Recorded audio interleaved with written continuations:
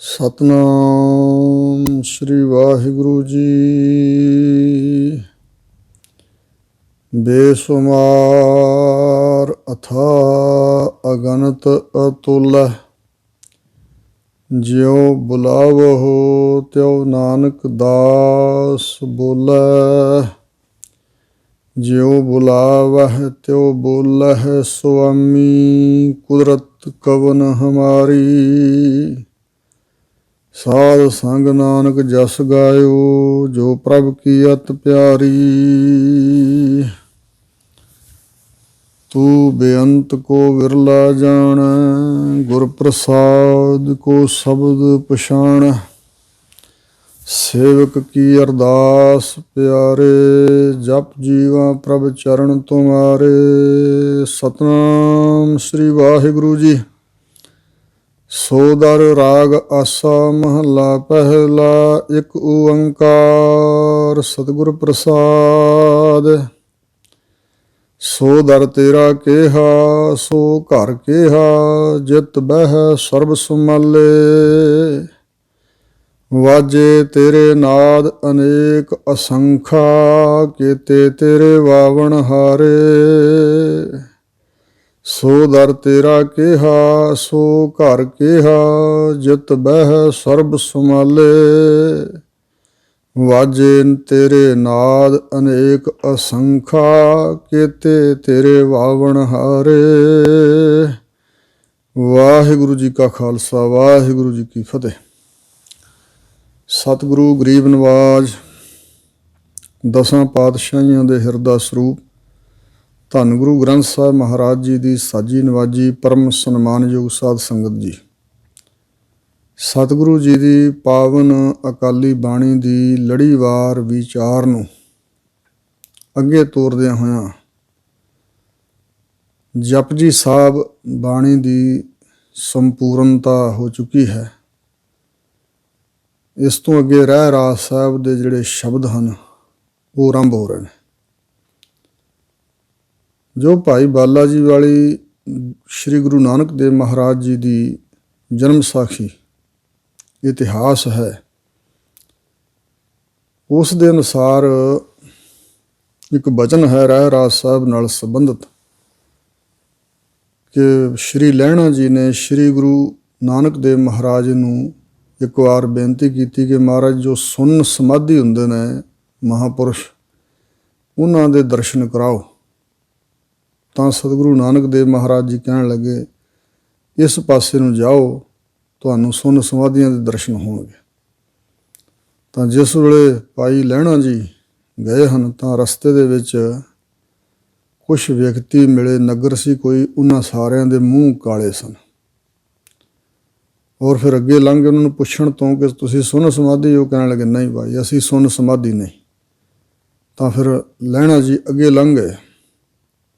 ਤਾਂ ਅੱਗੇ ਪਾਵਨ ਲਹਿਣਾ ਜੀ ਨੇ ਇੱਕ ਨਗਰ ਵੇਖਿਆ, ਜਿਹੜੇ ਸਰੀਰ ਤਾਂ ਮਨੁੱਖ ਵਰਗੇ ਸਨ ਪਰ ਉਹਨਾਂ ਦੇ ਮੂੰਹ ਸੂਰਾਂ ਦੇ ਸਨ। ਇਸ ਤੋਂ ਅੱਗੇ ਜਦੋਂ ਲੰਘੇ ਤਾਂ ਫਿਰ ਜਿਹੜੇ ਲੋਕ ਆਏ ਉਹਨਾਂ ਦੀਆਂ ਧੌਣਾਂ ਵਿੱਚ ਕਿੱਲੇ ਠੁਕੇ ਹੋਏ ਸੀ।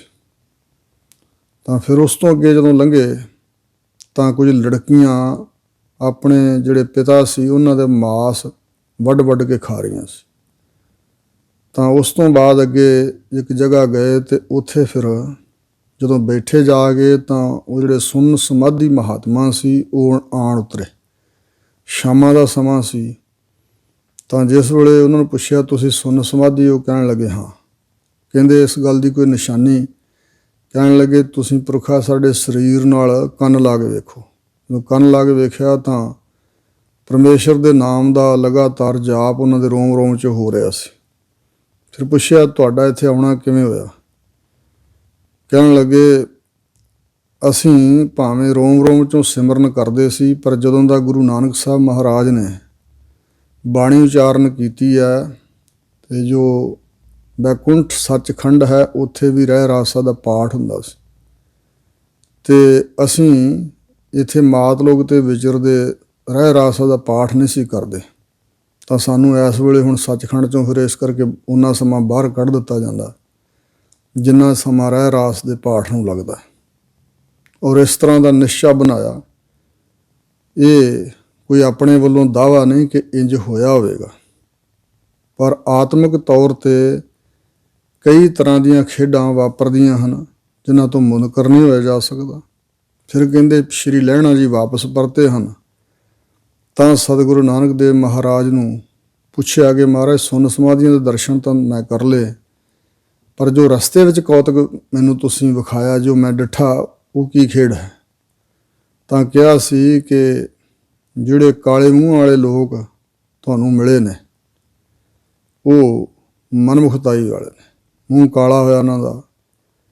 ਜਿਹੜੇ ਸੂਰਾਂ ਦੇ ਮੂੰਹ ਵਾਲੇ ਮਿਲੇ ਉਹ ਨਿੰਦਕ ਲੋਕ ਸੀ।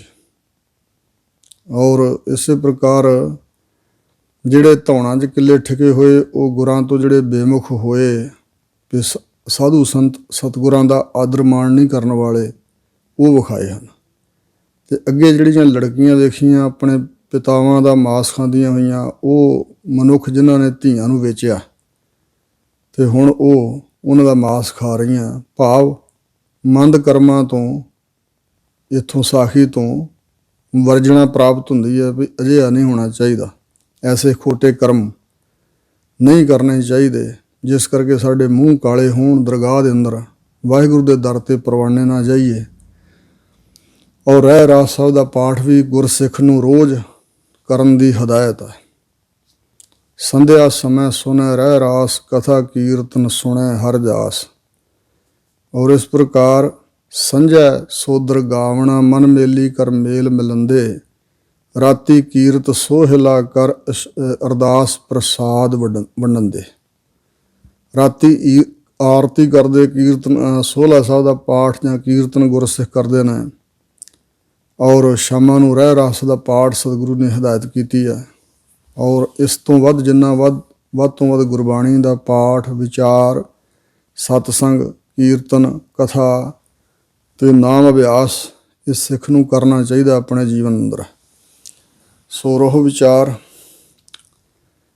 ਸ਼੍ਰੀ ਗੁਰੂ ਗ੍ਰੰਥ ਸਾਹਿਬ ਦੇ ਪਾਵਨ ਸਰੂਪ ਵਿੱਚ ਇਹ 3 ਥਾਵਾਂ 'ਤੇ ਸੋਦਰ ਦੇ ਸ਼ਬਦ ਆਏ ਹਨ। ਜਪਜੀ ਸਾਹਿਬ ਵਿੱਚ ਵੀ ਪਿੱਛੇ ਆ ਚੁੱਕਾ, ਇਹ ਪੌੜੀ ਇੱਕ ਆ ਚੁੱਕੀ ਹੈ 27ਵੀਂ। ਇਸੇ ਤਰ੍ਹਾਂ ਰਹਿ ਰਾਸ ਸਾਹਿਬ ਦੇ ਜਿਹੜੇ ਸ਼ਬਦ ਇਕੱਤਰ ਕੀਤੇ ਹਨ ਸ਼੍ਰੀ ਗੁਰੂ ਅਰਜਨ ਦੇਵ ਮਹਾਰਾਜ ਜੀ ਨੇ। ਪਹਿਲਾਂ ਕਰਤਾਰਪੁਰ ਸਾਹਿਬ ਵਿਖੇ ਇਹੀ ਸੋਦਰ ਰਾਗ ਆਸਾ ਮਹੱਲਾ ਪਹਿਲਾ, ਅਤੇ ਅਗਲੇ 2 ਸ਼ਬਦ ਸੁਣ ਵੱਡਾ ਆਖਿਆ ਸਭ ਕੋਏ, ਅਤੇ ਆਖਾਂ ਜੀਵਾਂ ਵਿਸਰੈ ਮਰ ਜਾਓ ਆਦਿਕ ਸ਼ਬਦਾਂ ਦਾ ਫਿਰ ਆਰਤੀ ਦਾ ਕੀਰਤਨ ਪਾਠ ਅਤੇ ਕੀਰਤਨ ਹੁੰਦਾ ਰਿਹਾ। ਫਿਰ ਸ਼੍ਰੀ ਗੁਰੂ ਅਰਜਨ ਦੇਵ ਮਹਾਰਾਜ ਜੀ ਨੇ ਇਹ ਜਿਹੜੇ ਸ਼੍ਰੀ ਗੁਰੂ ਗ੍ਰੰਥ ਸਾਹਿਬ ਵਿੱਚ ਜਿੰਨੇ ਸ਼ਬਦ ਹਨ ਰਹਿ ਰਾਸ ਸਾਹਿਬ ਦੇ, ਇਹ ਇਕੱਤਰ ਕਰਕੇ ਵੱਖ-ਵੱਖ ਰਾਗਾਂ ਵਿੱਚੋਂ ਜਪਜੀ ਸਾਹਿਬ ਤੋਂ ਬਾਅਦ ਰਖਵਾਏ। ਇਹਨਾਂ ਨਿਤਨੇਮ ਹਰ ਗੁਰਸਿੱਖ ਮਾਈ ਭਾਈ ਨੂੰ ਜ਼ਰੂਰੀ ਸੀਗਾ। ਫਿਰ ਹਜ਼ੂਰ ਦਸਮ ਪਾਤਸ਼ਾਹ ਮਹਾਰਾਜ ਸਾਹਿਬ ਨੇ, ਗੁਰੂ ਗੋਬਿੰਦ ਸਿੰਘ ਜੀ ਨੇ, ਜਿਹੜੀ ਹੁਣ ਅਸੀਂ ਰਹਿ ਰਾਸ ਸਾਹਿਬ ਦਾ ਪਾਠ ਕਰਦੇ ਹਾਂ, ਅਤੇ ਸਵੇਰ ਦਾ ਨਿਤਨੇਮ ਜਪਜੀ ਸਾਹਿਬ, ਜਾਪ ਸਾਹਿਬ, ਸਵਈਏ, ਚੌਪਈ ਸਾਹਿਬ ਅਤੇ ਸ਼੍ਰੀ ਗੁਰੂ ਅਮਰਦਾਸ ਜੀ ਦਾ ਉਚਾਰਿਆ ਆਨੰਦ ਸਾਹਿਬ, ਇਹ 5 ਬਾਣੀਆਂ ਦਾ ਨਿਤਨੇਮ ਕਰਨ ਦੀ ਗੁਰਸਿੱਖ ਨੂੰ ਹਦਾਇਤ ਹੈ। ਔਰ ਸੰਤ ਅਤਰ ਸਿੰਘ ਜੀ ਕਿਹਾ ਕਰਦੇ ਸੀ ਕਿ ਨਿਤਨੇਮ ਸਿੱਖ ਦੀ ਪੂੰਜੀ ਹੈ। ਜਿੰਨਾ ਮਰਜ਼ੀ ਕਿਸੇ ਦਾ ਨੁਕਸਾਨ ਹੋ ਜਾਏ ਸਿੱਖ ਦਾ, ਉਹਨੂੰ ਨਿਤਨੇਮ ਨਹੀਂ ਛੱਡਣਾ ਚਾਹੀਦਾ। ਹੋਰ ਸਰੀਰ ਦੇ ਵਿਹਾਰਾਂ ਨਾਲੋਂ ਜ਼ਿਆਦਾ ਜ਼ਰੂਰੀ ਹੈ ਨਿਤਨੇਮ ਕਰਨਾ। ਔਰ ਇਸੇ ਤਰ੍ਹਾਂ ਰਹਿ ਰਾਸ ਦਾ ਪਾਠ ਅਤੇ ਸੌਣ ਤੋਂ ਪਹਿਲਾਂ ਸੋਹਿਲਾ ਸਾਹਿਬ ਦਾ ਪਾਠ ਕਰਨ ਦੀ ਹਦਾਇਤ ਹੈ ਗੁਰਸਿੱਖਾਂ ਦੇ ਤਾਈਂ। ਔਰ ਸਤਿਗੁਰੂ ਮਹਾਰਾਜ ਸੱਚੇ ਪਾਤਸ਼ਾਹ, ਇਹ ਜਿਹੜਾ ਦੂਜਾ ਸ਼ਬਦ ਆਇਆ ਰਹਿ ਰਾਸ ਦੇ ਵਿੱਚ, ਸੋਦਰ ਦੀ ਪੌੜੀ ਪਹਿਲਾਂ ਆਈ ਹੈ ਜਪਜੀ ਸਾਹਿਬ ਵਿੱਚ, ਇਹ ਦੂਸਰੀ ਵਾਰੀ, ਅਤੇ ਇਸੇ ਤਰ੍ਹਾਂ ਤੀਜਾ ਫਿਰ ਆਸਾ ਰਾਗ ਵਿੱਚ ਹੈ। ਅਤੇ ਸਤਿਗੁਰੂ ਜੀ ਨੇ ਆਪਣੀ ਮਰਜ਼ੀ ਅਨੁਸਾਰ, ਆਪਣੀ ਸੁਤੰਤਰਤਾ ਵਿੱਚ ਅੱਖਰਾਂ ਵਿੱਚ ਕੁਝ ਅੰਤਰ ਰੱਖਿਆ। ਤਿੰਨੇ ਜਿਹੜੇ ਇਹ ਸੋਦਰ ਦੇ ਸ਼ਬਦ ਨੇ, ਇਹਨਾਂ ਵਿੱਚ ਕੁਛ ਅੰਤਰ ਅੱਖਰੀ ਤੌਰ 'ਤੇ ਰੱਖਿਆ। ਮਜ਼ਮੂਨ ਇੱਕੋ ਹੀ ਹੈ ਤਿੰਨਾਂ ਦੇ ਵਿੱਚ। ਔਰ ਇੰਝ ਵੀ ਉਥਾਨਕ ਆ ਕਿ ਜਿਹੜਾ ਜਪਜੀ ਸਾਹਿਬ ਵਿੱਚ ਸੋਦਰ ਦੀ ਪੌੜੀ, ਉਹ 'ਤੇ ਸਿੱਧਾ ਨਾਲ ਪ੍ਰਸ਼ਨੋਤਰੀ ਕਰਦਿਆਂ ਜਦੋਂ ਉਹਨਾਂ ਨੇ ਪੁੱਛਿਆ ਸੱਚਖੰਡ ਬਾਰੇ, ਵਾਹਿਗੁਰੂ ਦੇ ਦਰ ਘਰ ਬਾਰੇ, ਤਾਂ ਉਦੋਂ ਬਿਆਨ ਕੀਤੀ ਹੈ ਪੌੜੀ। ਅਤੇ ਇਹ ਕਹਿੰਦੇ ਵੀ ਜਦੋਂ ਸਤਿਗੁਰੂ ਨਾਨਕ ਦੇਵ ਮਹਾਰਾਜ ਜੀ, ਭਾਈ ਬਾਲਾ ਮਰਦਾਨਾ ਜੀ ਸਮੇਤ ਉੱਚੇ ਆਤਮਿਕ ਮੰਡਲ ਜਿਹੜੇ ਹਨ, ਜਿਵੇਂ ਧਰੂ ਦੀ ਪੁਰੀ ਆ, ਉੱਥੋਂ ਅੱਗੇ ਸੱਚਖੰਡ ਵਿੱਚ ਜਾ ਕੇ ਅਕਾਲ ਪੁਰਖ ਦੇ ਸਨਮੁਖ ਕਹਿੰਦੇ ਉਚਾਰਨ ਕੀਤਾ। ਅਤੇ ਤੀਸਰਾ ਫਿਰ ਬੇਬੇ ਨਾਨਕੀ ਜੀ ਨੇ ਜਿਸ ਵੇਲੇ ਵਾਹਿਗੁਰੂ ਦੇ ਦਰ ਘਰ ਬਾਰੇ ਪੁੱਛਿਆ ਤਾਂ ਉਦੋਂ ਵਾਹਿਗੁਰੂ ਜੀ ਨੂੰ ਸੰਬੋਧਨ ਕਰਕੇ ਫਿਰ ਸਤਿਗੁਰਾਂ ਨੇ ਉਹ ਤੀਸਰਾ ਸੋਦਰ ਦਾ ਸ਼ਬਦ ਉਚਾਰਨ ਕੀਤਾ। ਸਤਿਗੁਰੂ ਜੀ ਬਚਨ ਕਰ ਰਹੇ ਹਨ, ਸੋਦਰ ਰਾਗ ਆਸਾ ਮਹੱਲਾ ਪਹਿਲਾ। ਰਾਗ ਆਸਾ ਦੇ ਅੰਦਰ ਵਾਹਿਗੁਰੂ ਪਰਮਾਤਮਾ ਦਾ ਜਿਹੜਾ ਦਰ ਹੈ ਉਹਦੇ ਸੰਬੰਧ ਵਿੱਚ ਇਹ ਸ਼ਬਦ ਉਚਾਰਨ ਕਰਦੇ ਹਨ ਪਹਿਲੇ ਪਾਤਸ਼ਾਹ ਸਤਿਗੁਰੂ ਨਾਨਕ ਦੇਵ ਜੀ। ਇੱਕ ਓੰਕਾਰ ਸਤਿਗੁਰ ਪ੍ਰਸਾਦ, ਇੱਕੋ ਇੱਕ ਅਦਵੈਤ ਸਰੂਪ ਪਰਮਾਤਮਾ ਹੈ। ਓੰਕਾਰ ਸਭਨਾਂ ਦਾ ਪ੍ਰਕਾਸ਼ਕ, ਸਾਰੀ ਸ੍ਰਿਸ਼ਟੀ ਦਾ ਰਚੇਤਾ, ਤਾਣੇ ਪੇਟੇ ਵਾਂਗ ਸਾਰੀ ਸ੍ਰਿਸ਼ਟੀ ਵਿੱਚ ਮੌਜੂਦ ਹੈ, ਸਾਰੀ ਸ੍ਰਿਸ਼ਟੀ ਉਹਦੇ ਵਿੱਚ ਅਭੇਦ ਹੈ। ਸਤਿਗੁਰ ਪ੍ਰਸਾਦ ਭਾਵ ਖਾਲਕ ਖਲਕਤ ਦੇ ਅੰਦਰ ਵਸਦਾ, ਖਲਕਤ ਖਾਲਕ ਦੇ ਅੰਦਰ ਵਸ ਰਹੀ ਹੈ।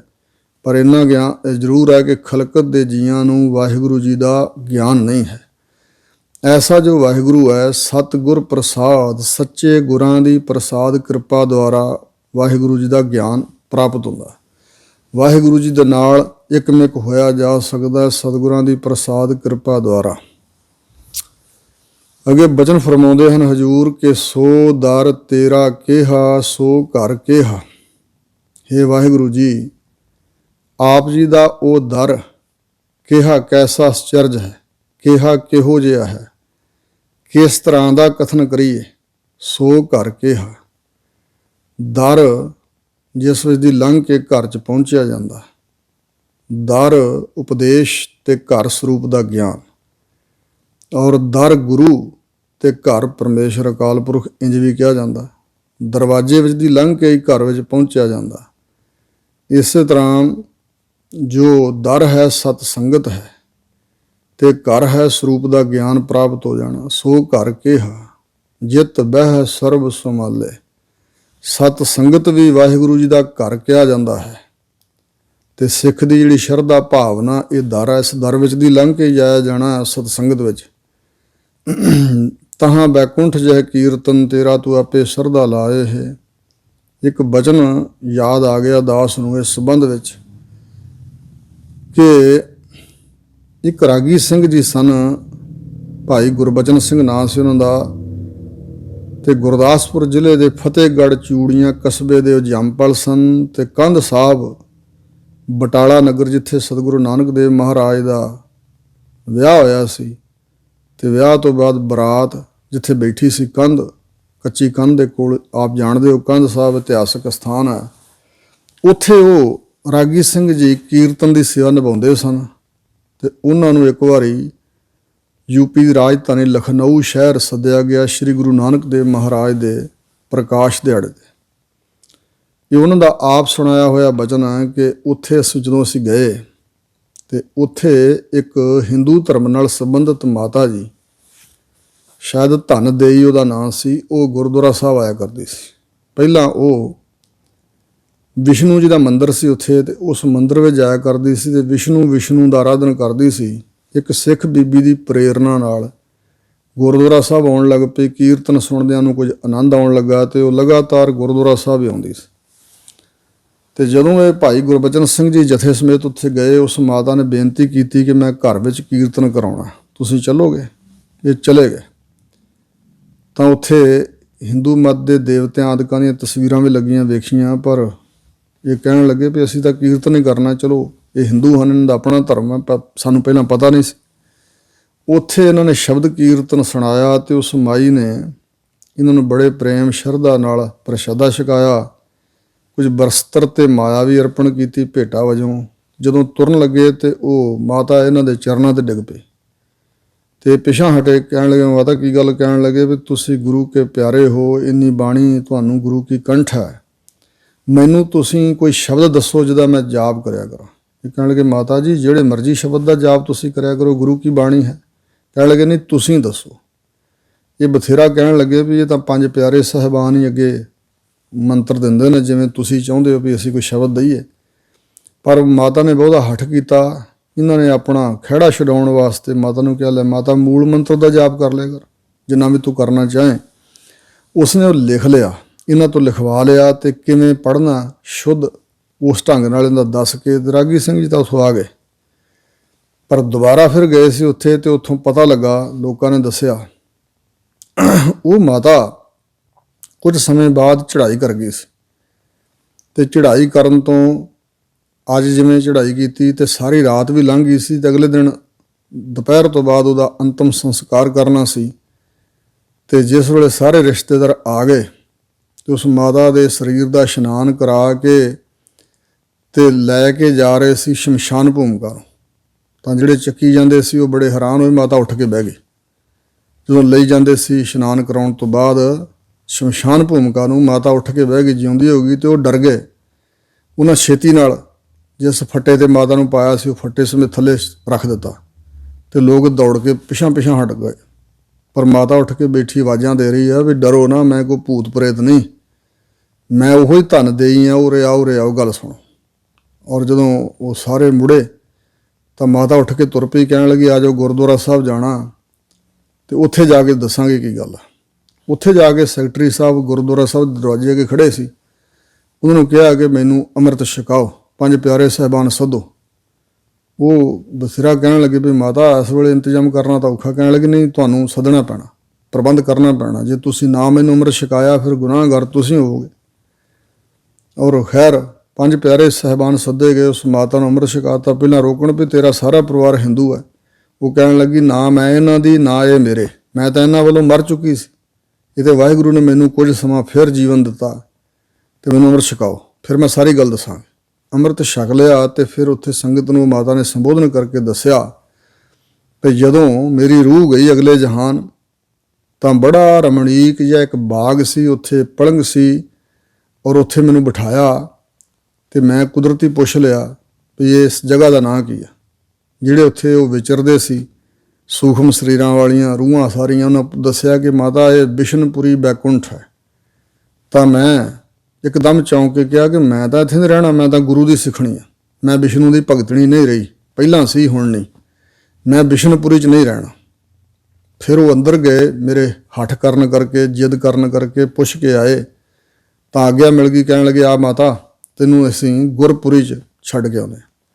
ਮੈਂ ਨਾਲ ਤੁਰ ਪਈ ਤੇ ਦੂਰੋਂ ਇੱਕ ਦਰਵਾਜ਼ਾ ਦਿਸਿਆ ਔਰ ਪ੍ਰਕਾਸ਼ ਦਾ ਜਿਵੇਂ ਕੁਝ ਬਣਿਆ ਹੁੰਦਾ, ਤੇ ਮੈਨੂੰ ਕਹਿਣ ਲੱਗੇ ਉਹ ਦਰਵਾਜ਼ੇ ਨੂੰ ਹੱਥ ਲਾਈ ਤੇ ਦਰਵਾਜ਼ਾ ਖੁੱਲ੍ਹ ਜਾਏਗਾ, ਅਸੀਂ ਅੱਗੇ ਨਹੀਂ ਜਾ ਸਕਦੇ, ਉਹੀ ਸੱਚਖੰਡ ਹੈ, ਗੁਰਪੁਰੀ ਹੈ।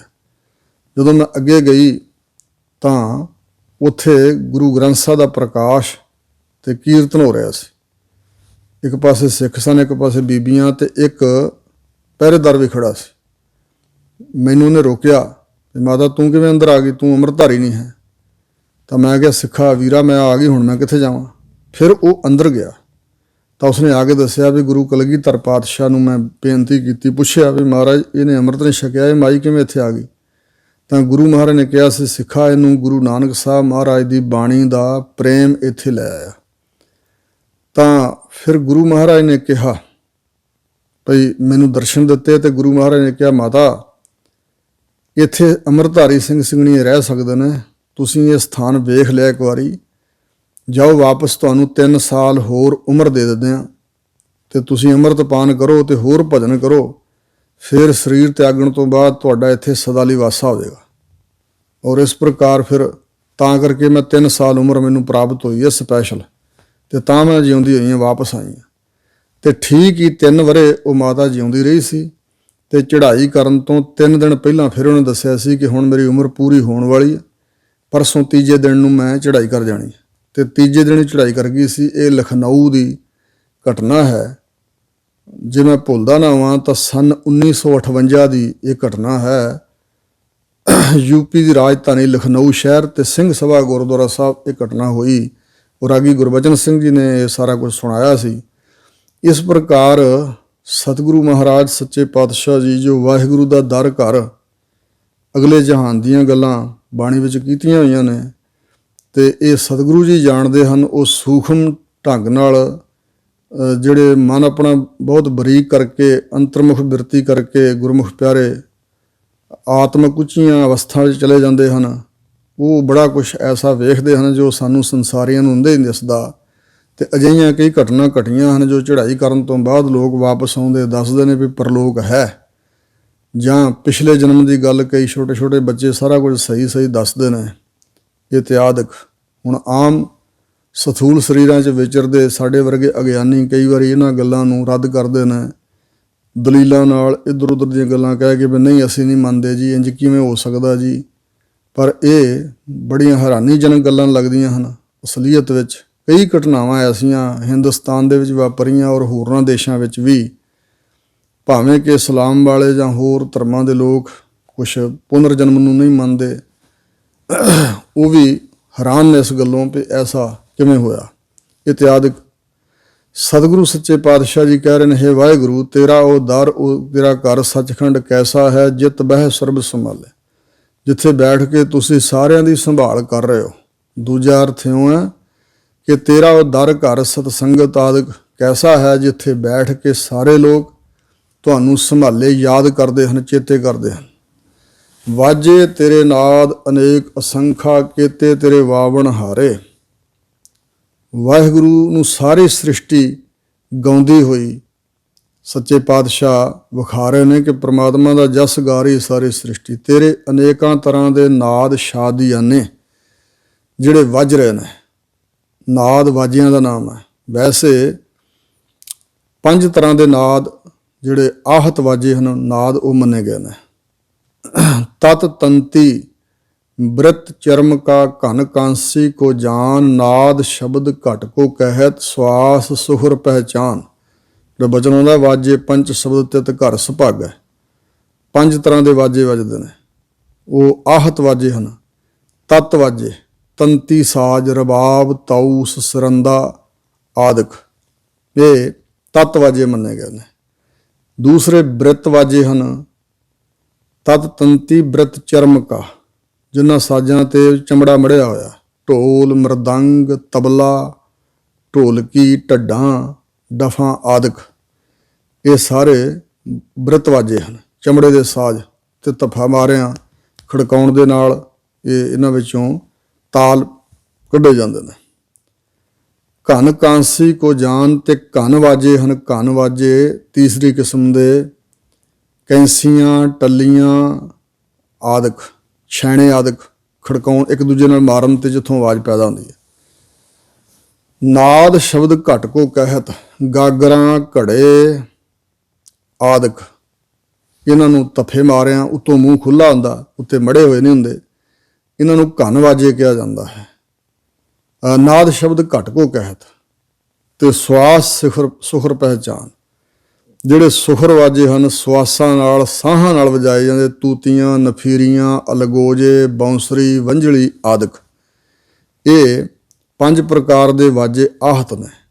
ਜਿਹੜਾ ਅਨਹਤ ਨਾਦ ਹੈ, ਬਿਨ ਯਤਨ ਤੋਂ, ਬਿਨਾਂ ਕੋਸ਼ਿਸ਼ ਕੀਤਿਆਂ, ਨਾ ਤਫਾ ਮਾਰਿਆ ਜਾਏ, ਨਾ ਫੂਕ ਮਾਰੀ ਜਾਏ, ਅਚਨਚੇਤ ਹੀ ਜਿਹੜੇ ਸੁਣਾਈ ਦੇਣ, ਵਜਾਉਂਦਾ ਵੀ ਕੋਈ ਕਈ ਵਾਰੀ ਨਹੀਂ ਦਿਸਦੇ ਵਜਾਉਣ ਵਾਲੇ, ਤਾਂ ਅਨਹਦ ਨਾਦ ਉਹ ਰੱਬ ਦੇ ਜਸ ਨੂੰ ਗਾਉਣ ਵਾਲੇ ਜੋ ਵੱਜ ਰਹੇ ਨੇ ਆਪਣੇ ਆਪ, ਐਸੇ ਇਹ ਉੱਚੀਆਂ ਅਵਸਥਾ ਵਾਲੇ ਗੁਰਮੁਖ ਜਨਾਂ ਨੂੰ ਉਹ ਸੁਣਾਈ ਦਿੰਦੇ ਨੇ। ਸਤਿਗੁਰੂ ਕਹਿ ਰਹੇ ਨੇ ਕਿ ਵਾਜੇ ਤੇਰੇ ਨਾਦ ਅਨੇਕ ਅਸੰਖਾ, ਇੱਕ ਤੋਂ ਜ਼ਿਆਦਾ ਜੋ ਹੋਏ ਉਹਨੂੰ ਅਨੇਕ ਕਹਿੰਦੇ ਨੇ। ਅਨੇਕ, ਅਨੇਕਾਂ, ਬਹੁਤ, ਅਸੰਖ, ਅਣਗਿਣਤ, ਬੇਅੰਤ ਤੇਰੇ ਨਾਂ ਦੇ ਵਾਜੇ ਵੱਜ ਰਹੇ ਨੇ, ਤੇਰਾ ਜਸ ਗਾਇਆ ਜਾ ਰਿਹਾ। ਕੀਤੇ ਤੇਰੇ ਵਾਵਣ ਹਾਰੇ, ਸੱਚੇ ਪਾਤਸ਼ਾਹ ਜੀ ਕਿੰਨੇ ਤੁਹਾਡੇ ਉਹ ਵਜੰਤਰੀ ਨੇ ਜਿਹੜੇ ਉਹ ਵਾਜੇ ਵਜਾ ਰਹੇ ਨੇ। ਜਿਸ ਤਰ੍ਹਾਂ ਦੇਵਤਿਆਂ ਦੀਆਂ ਪੁਰੀਆਂ ਦੇ ਅੰਦਰ ਸਾਜ਼ ਵਜਾਉਣ ਵਾਲਿਆਂ ਨੂੰ ਕਿੰਨਰ ਕਿਹਾ ਜਾਂਦਾ ਹੈ, ਤੇ ਇਸ ਪ੍ਰਕਾਰ ਉਹ ਕਿੰਨੇ ਵਜਾਉਣ ਵਾਲੇ ਹਨ। ਇੱਥੇ ਮਾਤ ਲੋਕ ਤੇ ਵੀ, ਅਗਲੇ ਜਹਾਨ ਅੰਦਰ ਵੀ ਕਈ ਥਾਵਾਂ ਤੇ ਉਹ ਵਜਾਉਣ ਵਾਲੇ ਵਜੰਤਰੀ ਕਿੰਨੇ ਕਨ, ਕੀ ਬਿਆਨ ਕਰੀਏ, ਕਿੰਨੀ ਕੁ ਗਿਣਤੀ ਭਾਵ ਕਰੀਏ। ਕੇਤੇ ਰਾਗ ਪਰੀ ਸਿਉ ਕਹੀ ਹੈ, ਜਪਜੀ ਸਾਹਿਬ ਵਿੱਚ ਕਹੀਏ ਨੇ ਕਿਹਾ, ਇੱਥੇ ਕਹੀ ਹੈ। ਕਿੰਨੇ ਤੁਹਾਡੇ ਰਾਗ ਸੱਚੇ ਪਾਤਸ਼ਾਹ ਪੈਦਾ ਕੀਤੇ ਹੋਏ, ਪਰੀਆਂ ਰਾਗਣੀਆਂ ਸਮੇਤ ਕਹੀ ਦੇ ਹਨ, ਜਿਨ੍ਹਾਂ ਦੁਆਰਾ ਤੁਹਾਡਾ ਜਸ ਗਾਇਆ ਜਾਂਦਾ। ਕੀਤੇ ਤੇਰੇ ਗਾਵਣ ਹਾਰੇ, ਕਿੰਨੇ ਕੁ ਤੁਹਾਡੇ ਪੈਦਾ ਕੀਤੇ ਗਾਉਣ ਵਾਲੇ ਗਵੰਤਰੀ ਮਾਤ ਲੋਕ ਦੇ ਹਨ। ਫਿਰ ਸੁਰਗ ਦੇ ਦੇਵਤਿਆਂ ਦੇ ਕੋਲ ਹਾ ਹਾ ਹੂ ਹੂ ਗੰਧਰਵ, ਇਹ ਜਿਹੜੇ ਰਾਗੀ ਨੇ ਉੱਥੇ ਉਹ ਤੁਹਾਡਾ ਜਸ ਗਾ ਰਹੇ ਨੇ। ਗਾਵਨ ਤੁਧ ਨੂੰ ਪਵਨ ਪਾਣੀ ਬੈ ਸੰਤਰ, ਤੁਹਾਡੇ ਹੁਕਮ ਦੇ ਅੰਦਰ ਚੱਲ ਰਹੀ ਆ ਪਵਨ, ਤੇ ਪਾਣੀ ਲੋਕਾਂ ਦੀ ਪਿਆਸ ਬੁਝਾ ਰਿਹਾ, ਮੈਲ ਉਤਾਰਨ ਦੇ ਕੰਮ ਆਉਂਦਾ। ਬੈਸੰਤਰ ਜਿਹੜੀ ਅਗਨੀ ਹੈ, ਇਹ ਵੀ ਮਾਨੋ ਤੁਹਾਡਾ ਹੀ ਜਸ ਗਾ ਰਹੇ ਹਨ। ਵਾਹਿਗੁਰੂ ਜੀ, ਗਾਵੈ ਰਾਜਾ ਧਰਮ ਦੁਆਰੇ, ਧਰਮ ਰਾਜਾ ਤੁਹਾਡੇ ਹੁਕਮ ਦੇ ਅਧੀਨ ਹੋਇਆ, ਸਾਰੀ ਕਾਰ ਚਲਾ ਰਿਹਾ, ਲੋਕਾਂ ਦੇ ਜੀਆਂ ਦੇ ਕਰਮਾਂ ਦਾ ਹਿਸਾਬ ਕਿਤਾਬ ਜੋ ਕਰਦਾ ਵਿਚਾਰਦਾ ਧਰਮ ਰਾਜਾ, ਉਹ ਵੀ ਤੁਹਾਡੇ ਦੁਆਰੇ ਤੇ ਬੈਠਾ ਤੁਹਾਡਾ ਹੀ ਜਸ ਗਾ ਰਿਹਾ। ਗਾਵਨ ਤੁਧਨੋ ਚਿੱਤ ਗੁਪਤ ਲਿਖ ਜਾਣਨ, ਜਿਹੜੇ ਲਿਖਣਾ ਜਾਣਦੇ ਹਨ ਜੀਆਂ ਦੇ ਕਰਮਾਂ ਦਾ ਹਿਸਾਬ ਕਿਤਾਬ ਚਿੱਤਰ ਗੁਪਤ, ਇਹ ਵੀ ਸੱਚੇ ਪਾਤਸ਼ਾਹ ਤੁਹਾਨੂੰ ਹੀ ਗਾ ਰਹੇ ਨੇ। ਲਿਖ ਲਿਖ ਧਰਮ ਵਿਚਾਰੇ, ਜੋ ਉਹ ਲਿਖਿਆ ਅੱਗੇ ਧਰਮਰਾਜ ਨੂੰ ਦਿੰਦੇ ਹਨ, ਉਹਨਾਂ ਦੇ ਲਿਖੇ ਹੋਏ ਨੂੰ ਫਿਰ ਵਾਚਦਾ ਧਰਮ ਰਾਜਾ, ਔਰ ਫਿਰ ਲਿਖ ਲਿਖ ਕੇ ਵਿਚਾਰਦਾ ਕਿਹੜੇ ਕਰਮ ਦਾ ਕੀ ਫਲ ਦੇਣਾ। ਗਾਵਨ ਤੁਧਨੋ ਈਸ਼ਰ ਬ੍ਰਹਮਾ ਦੇਵੀ, ਹੇ ਵਾਹਿਗੁਰੂ ਜੀ, ਤੁਹਾਨੂੰ ਈਸ਼ਰ ਸ਼ਿਵ ਜੀ ਵਰਗੇ ਜਿਹੜੇ ਗਣ ਹਨ, ਜਿਵੇਂ ਈਸ਼ਰ ਮੰਨੇ ਗਏ ਨੇ, ਈਸ਼ ਪੰਜ, ਗਣੇਸ਼, ਸ਼ਿਵ ਜੀ ਆਦਿਕ, ਇਸ ਕਰਕੇ ਸ਼ਿਵ ਜੀ ਨੂੰ ਈਸ਼ਰ ਵੀ ਕਿਹਾ ਜਾਂਦਾ, ਈਸ਼ਰ। ਔਰ ਬ੍ਰਹਮਾ ਕਹਿੰਦੇ ਸ੍ਰਿਸ਼ਟੀ ਨੂੰ ਸਾਜਣ ਦੀ ਪ੍ਰਕਿਰਿਆ ਬ੍ਰਹਮਾ ਨੂੰ ਵਾਹਿਗੁਰੂ ਨੇ ਦਿੱਤੀ ਸੀ। ਪਹਿਲਾਂ ਤਪੱਸਿਆ ਕਰਾਈ ਸੀ, ਫਿਰ ਵਰ ਦਿੱਤਾ ਸੀ ਕਿ ਹੁਣ ਸ੍ਰਿਸ਼ਟੀ ਸਾਜੋ। ਤੇ 4 ਵੇਦ ਬ੍ਰਹਮਾ ਦੇ ਮੁਖ ਤੋਂ ਉਚਾਰਨ ਹੋਏ ਦੱਸੇ ਜਾਂਦੇ ਨੇ। ਅਸਲ ਵਿੱਚ 4 ਵਾਕ ਹੀ ਹਨ, ਉਹਨਾਂ ਤੋਂ ਅੱਗੇ ਖੁਲਾਸਾ ਹੋਇਆ। ਉਹ ਬ੍ਰਹਮਾ ਜਿਹੜਾ ਸ੍ਰਿਸ਼ਟੀ ਸਾਜਣ ਵੇਲੇ ਮੁੱਢ ਵਿੱਚ ਪੈਦਾ ਕੀਤਾ, ਤੇ ਦੇਵੀ ਦੇਵੀਆਂ, ਦੁਰਗਾ ਦੇਵੀ, ਕਾਲੀ ਦੇਵੀ ਆਦਿਕ, ਜਾਂ 9 ਕਰੋੜ ਦੇਵੀਆਂ ਸਨਾਤਨ ਮਤ ਦੇ ਅੰਦਰ ਮੰਨੀਆਂ ਗਈਆਂ, ਸਭ ਦੇਵੀਆਂ। ਔਰ ਇਸ ਤਰ੍ਹਾਂ ਦੇਵੀ ਪਵਿੱਤਰ ਰੂਹਾਂ, ਇਸਤਰੀਆਂ, ਉਹ ਵੀ ਮਹਾਰਾਜ ਤੁਹਾਡੇ ਜਸ ਨੂੰ ਗਾ ਰਹੀਆਂ। ਤੁਹਾਡੇ ਭੈ ਦੇ ਅੰਦਰ ਹੀ ਉਹਨਾਂ ਨੇ ਆਪਣਾ ਜੀਵਨ ਸਵਾਰਿਆ ਹੋਇਆ, ਸਾਫ ਸੁਥਰੇ ਜੀਵਨ ਹਨ, ਉਹ ਦੇਵੀਆਂ ਵੀ ਤੁਹਾਨੂੰ ਗਾ ਰਹੀਆਂ। ਸੋਹਨ ਤੇਰੇ ਸਦਾ ਸਵਾਰੇ, ਔਰ ਤੁਹਾਡੇ ਸਵਾਰੇ ਹੋਏ ਸਦਾ ਵਾਸਤੇ ਇਹ ਸੋਂਦੇ ਪਏ ਸ਼ੋਭਾ ਪਾਉਂਦੇ ਹਨ। ਗਾਵਨ ਤੁਧਨੋ ਇੰਦਰ ਇੰਦਰਾਸਣ ਬੈਠੇ, ਸੁਰਗ ਦਾ ਜੋ ਰਾਜਾ ਇੰਦਰ ਹੈ, ਇੰਦਰ ਇੱਕ ਮਨੁੱਖ ਦਾ ਨਾਂ ਨਹੀਂ, ਇੰਦਰ ਪਦਵੀ ਹੈ ਸੁਰਗ ਦੇ ਰਾਜੇ ਦੀ।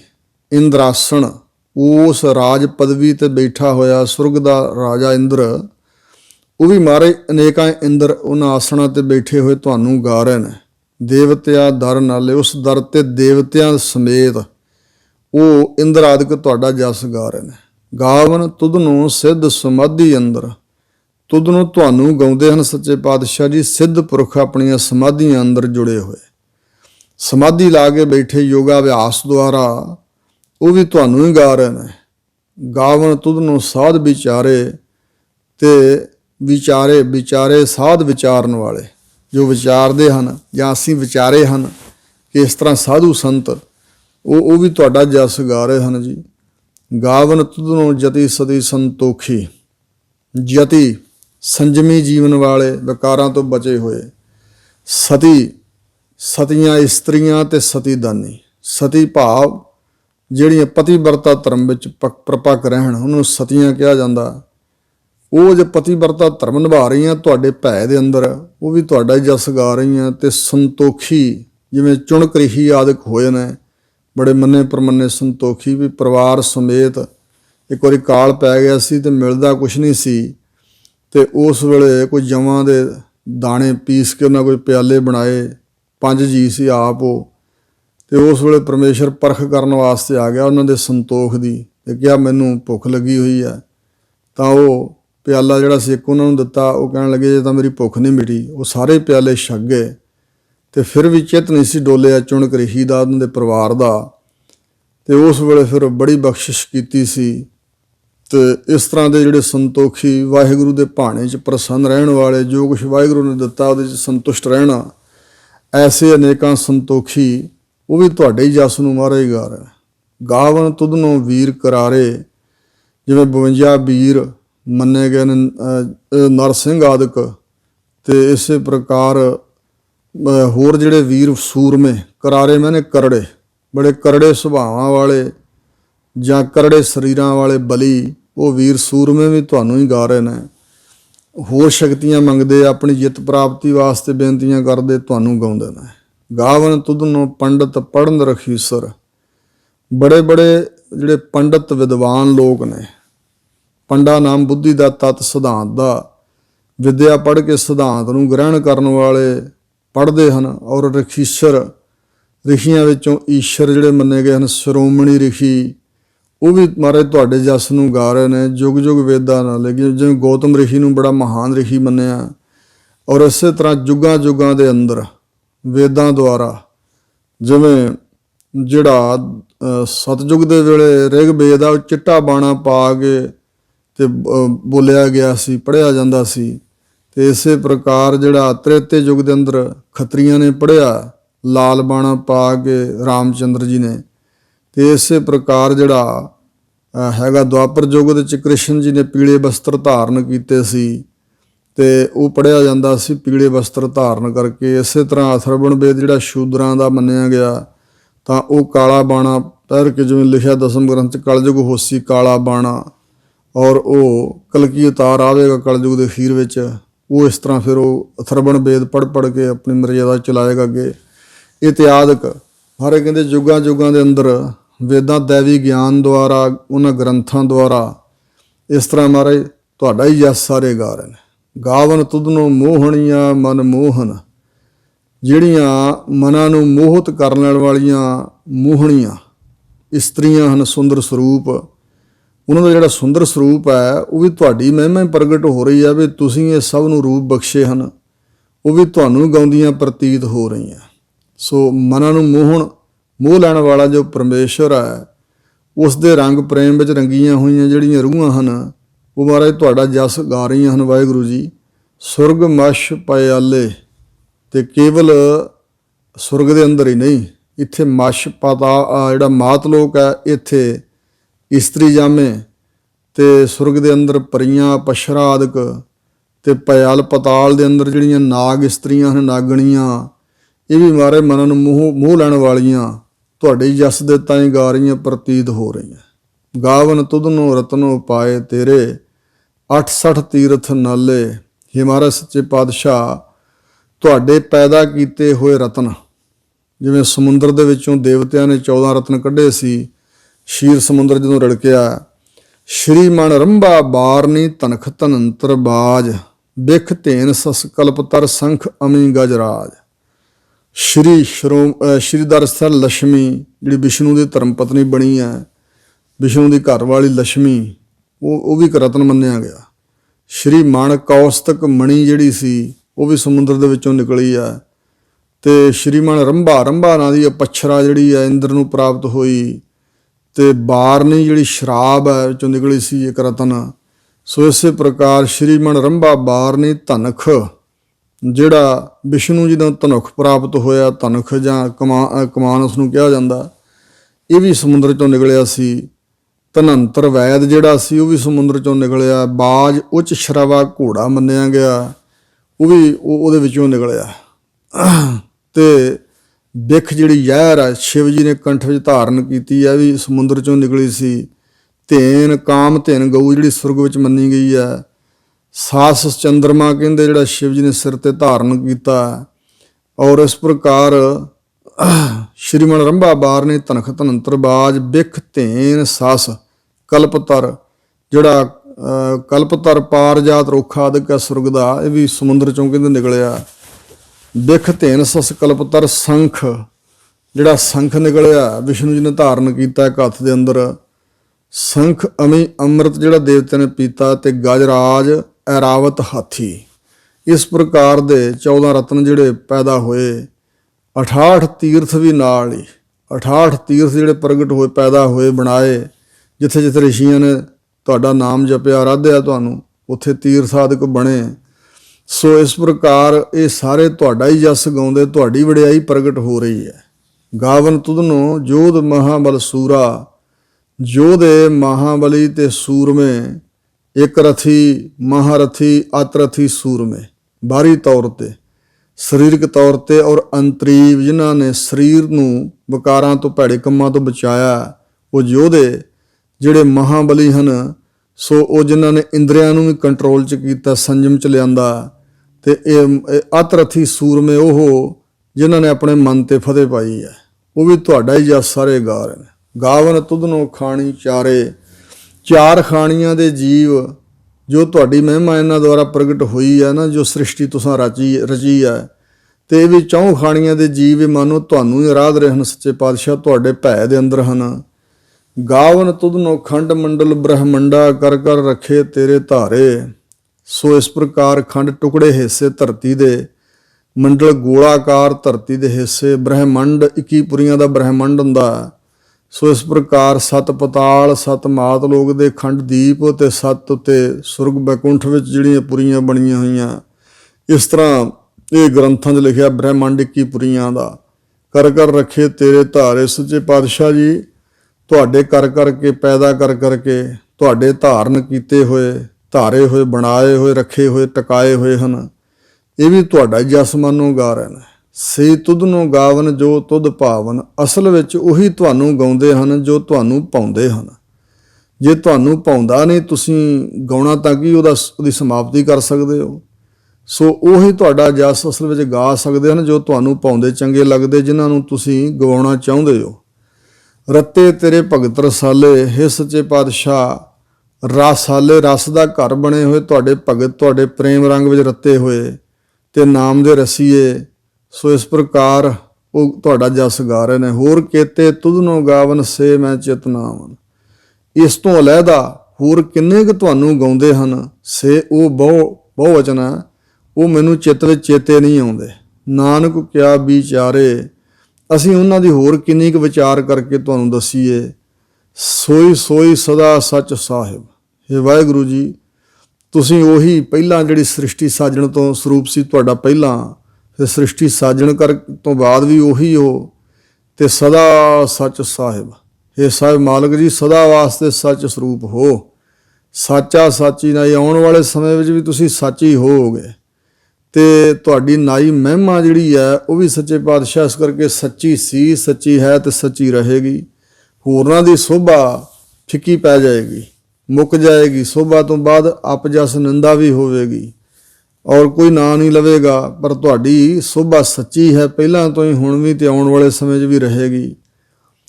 ਹੈ ਭੀ ਹੋਸੀ ਜਾਏ ਨਾ ਜਾਸੀ। ਵਾਹਿਗੁਰੂ ਹੈ ਹੁਣ, ਭੀ ਬਹੁੜੋ ਪਿੱਛੇ ਵੀ ਸੀ, ਹੋਸੀ ਆਉਣ ਵਾਲੇ ਸਮੇਂ 'ਚ ਵੀ ਹੋਵੇਗਾ ਵਾਹਿਗੁਰੂ। ਜਾਏ ਨਾ ਜਾਸੀ, ਨਾ ਜਾਏ ਜਨਮ ਲੈਂਦਾ ਵਾਹਿਗੁਰੂ ਤੇ ਨਾ ਜਾਸੀ ਮਰੇਗਾ। ਨਾ ਕਿਧਰੇ ਜਾਂਦਾ ਨਾ ਜਾਵੇਗਾ ਵਾਹਿਗੁਰੂ। ਰਚਨਾ ਜਿਨ ਰਚਾਈ। ਜਿਸ ਵਾਹਿਗੁਰੂ ਜੀ ਨੇ ਸਾਰੀ ਇਹ ਬਨਾਵਟ ਜਿਹੜੀ ਰਚਨਾ ਕੁਦਰਤ ਸ੍ਰਿਸ਼ਟੀ ਹੈ, ਇਹ ਜਿਸ ਨੇ ਬਣਾਈ, ਰਚਨਾ ਰਚ ਦਿੱਤੀ ਹੈ। ਰੰਗੀ ਰੰਗੀ ਭਾਤੀ ਕਰ ਕਰ ਜਿਨਸੀ। ਅਨੇਕਾਂ ਰੰਗਾਂ ਦੇ, ਜਿਵੇਂ ਤੋਤਿਆਂ ਦਾ ਹਰਾ ਰੰਗ ਹੈ, ਕਾਵਾਂ ਦਾ ਘਸਮੈਲਾ ਜਿਹਾ ਰੰਗ ਹੈ, ਕੋਇਲ ਦਾ ਬਿਲਕੁਲ ਕਾਲਾ ਰੰਗ ਹੈ। ਸੋ ਇਸ ਪ੍ਰਕਾਰ ਵੱਖਰੇ ਵੱਖਰੇ ਰੰਗਾਂ ਦੇ, ਅਨੇਕਾਂ ਭਾਂਤਾਂ ਦੇ ਤੇ ਕਰ ਕਰਕੇ ਜਿਨਸੀ। ਜਿਵੇਂ ਜਿਨਸਾਂ ਊਠ ਦੀ ਹੋਰ ਨਸਲ ਹੈ, ਘੋੜਿਆਂ ਦੀ ਹੋਰ ਨਸਲ ਹੈ ਆਦਿਕ।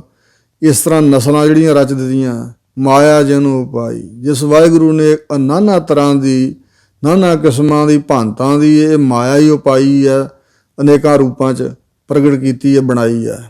ਕਰ ਕਰ ਦੇਖਿਆ ਕੀਤਾ ਆਪਣਾ। ਐਸਾ ਵਾਹਿਗੁਰੂ ਆਪਣਾ ਕੀਤਾ ਹੋਇਆ ਇਹ ਕਰਤੱਵ ਜੋ ਸੰਸਾਰ ਰਚਿਆ, ਕੁਦਰਤ ਰਚੀ ਹੈ, ਆਪਣੇ ਕੀਤੇ ਨੂੰ ਆਪ ਵੇਖ ਵੀ ਰਿਹਾ, ਰਚ ਰਚ ਕੇ ਆਪ ਦੇਖਦਾ, ਸੰਭਾਲ ਵੀ ਕਰ ਰਿਹਾ ਵਾਹਿਗੁਰੂ।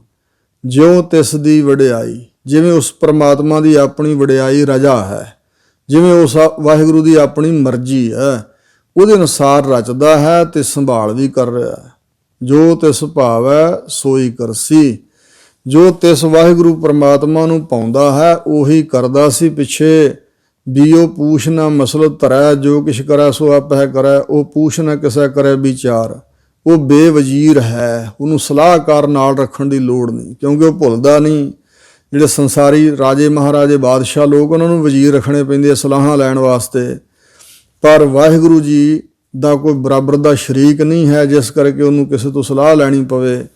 ਨਹੀਂ, ਜੋ ਤਿਸ ਪਰਮਾਤਮਾ ਨੂੰ ਪਾਉਂਦਾ ਹੈ ਉਹੀ ਉਹ ਕਰਸੀ ਕਰਦਾ ਸੀ, ਹੁਣ ਅੱਗੇ ਨੂੰ ਵੀ ਕਰੇਗਾ। ਕਰਸੀ ਦਾ ਅਰਥ ਭਵਿੱਖਤ ਕਾਲ ਨਾਲ ਸੰਬੰਧ ਆ ਵੀ ਉਹੀ ਕੁਛ ਕਰੇਗਾ।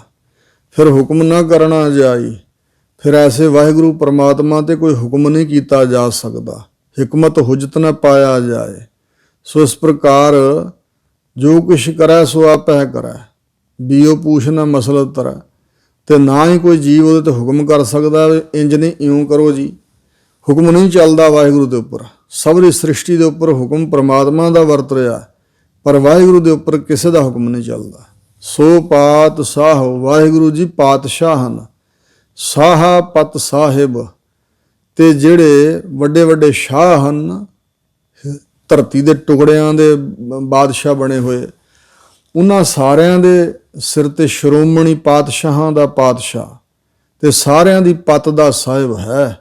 ਆਪਣੀ ਉਹਦੀ ਪਤ ਉਹਦੇ ਆਪਣੇ ਪਾਸ ਹੈ, ਉਹ ਪਤ ਰੂਪ ਹੈ, ਪਤ ਦਾ ਮਾਲਕ ਹੈ। ਦੂਜਿਆਂ ਦੀ ਪਤ ਦਾ ਮਾਲਕ ਵੀ ਵਾਹਿਗੁਰੂ ਆਪ ਹੈ, ਸਾਹਿਬ ਹੈ, ਪਤ ਇੱਜ਼ਤ ਦਾ ਮਾਲਕ ਹੈ। ਨਾਨਕ ਰਹਿਣ ਰਜਾਈ, ਉਸ ਦੀ ਰਜਾ ਵਿੱਚ ਹੀ ਰਹਿਣਾ ਉਸ ਨੂੰ ਪਸੰਦ ਹੈ। ਪਰਮਾਤਮਾ ਦੀ ਰਜਾ 'ਚ ਜੀ ਨੂੰ ਰਹਿਣਾ ਚਾਹੀਦਾ।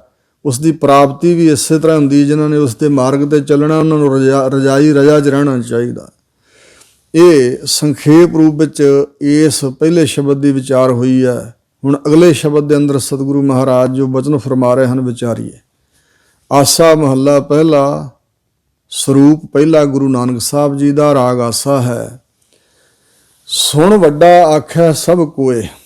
ਜੇ ਪੁੱਛੀਏ ਸਤਿਗੁਰਾਂ ਨੂੰ ਕਿ ਇਹ ਸਤਿਗੁਰੂ ਜੀ ਪਰਮਾਤਮਾ ਕਿੱਡਾ ਕੁ ਵੱਡਾ, ਆਪ ਜੀ ਨੇ ਤਾਂ ਵੇਖਿਆ ਹੋਵੇਗਾ, ਤਾਂ ਸਤਿਗੁਰੂ ਮਹਾਰਾਜ ਕਹਿੰਦੇ ਨੇ ਕਿ ਸੁਣ ਸੁਣ ਕੇ ਸਾਰੇ ਲੋਕ ਪਰਮਾਤਮਾ ਨੂੰ ਵੱਡਾ ਵੱਡਾ ਸਭ ਕੋਈ ਕਹਿ ਰਿਹਾ ਹੈ। ਬਹੁਤ ਵੱਡਾ ਪਰਮਾਤਮਾ, ਬਹੁਤ ਵੱਡਾ। ਕੇਵਡ ਵੱਡਾ ਡੀਠਾ ਹੋਏ। ਜੇ ਕੋਈ ਪੁੱਛ ਲਵੇ ਕਿੱਡਾ ਕੁ ਵੱਡਾ, ਤਾਂ ਮਹਾਰਾਜ ਕਹਿੰਦੇ ਨੇ ਉਹ ਹੀ ਇੰਜ ਦੱਸ ਸਕਦਾ ਜਿਸ ਨੇ ਵੇਖਿਆ ਹੋਵੇ। ਪਰਮਾਤਮਾ ਦੇ ਸਾਰੇ ਸਰੂਪ ਨੂੰ ਕੋਈ ਵੇਖ ਨਹੀਂ ਸਕਦਾ। ਭਾਵੇਂ ਸ੍ਰੀ ਗੁਰੂ ਅਰਜਨ ਦੇਵ ਮਹਾਰਾਜ ਕਹਿੰਦੇ ਨੇ ਮੈਂ ਪੇਖਿਓ ਰੀ ਮੋਹਨ ਉੱਚਾ ਸਭ ਤੇ ਉੱਚਾ, ਪਰ ਇਹ ਤਾਂ ਨਹੀਂ ਕਿਹਾ ਕਿ ਏਡਾ ਕੁ ਉੱਚਾ ਹੈ, ਮਤਲਬ ਸਭ ਤੋਂ ਉੱਚਾ ਹੈ, ਸਭ ਤੋਂ ਉੱਚਾ ਬੇਅੰਤ ਹੈ। ਹਜ਼ੂਰ ਕਹਿੰਦੇ ਨੇ ਕਿੱਡਾ ਕੁ ਵੱਡਾ ਹੈ। ਜੇ ਦੀਠਾ ਵੇਖਿਆ ਹੋਵੇ ਤੇ ਤਾਂ ਕੋਈ ਦੱਸ ਸਕਦਾ ਵੀ ਕਿੱਡਾ ਕੁ ਵੱਡਾ। ਕੀਮਤ ਪਾਏ ਨਾ ਕਹਿਆ ਜਾਏ, ਕੀਮਤ ਮੁੱਲ ਨਹੀਂ ਪਾਇਆ ਜਾ ਸਕਦਾ।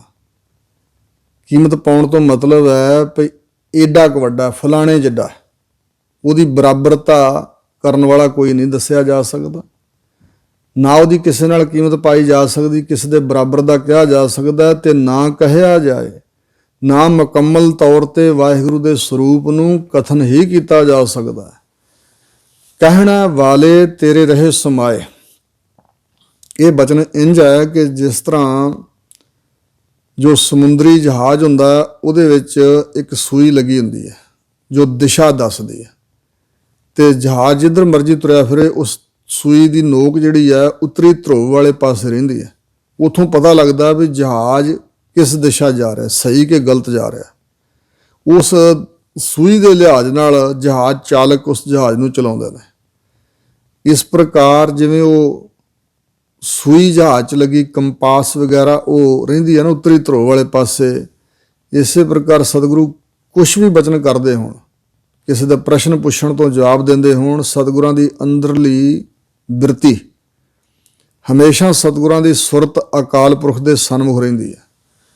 ਔਰ ਵਾਹਿਗੁਰੂ ਦੇ ਪ੍ਰਤੀ ਸੰਬੋਧਨ ਕਰਕੇ ਬਚਨ ਕਰ ਰਹੇ ਨੇ ਕਿ ਹੇ ਵਾਹਿਗੁਰੂ ਜੀ, ਇੰਨੀ ਗੱਲ ਜ਼ਰੂਰ ਹੈ, ਤੁਹਾਡਾ ਸਰੂਪ ਪੂਰਨ ਕਥਨ ਤਾਂ ਨਹੀਂ ਹੋ ਸਕਦਾ, ਪਰ ਜਿਹੜੇ ਤੁਹਾਡੇ ਕਹਿਣ ਵਾਲੇ ਹਨ ਨਾ, ਤੁਹਾਡੀ ਵਡਿਆਈ ਕਰਨ ਵਾਲੇ, ਉਹ ਰਹੇ ਸਮਾਏ, ਤੁਹਾਡੇ ਵਿੱਚ ਹੀ ਸਮਾਏ ਰਹਿੰਦੇ ਹਨ।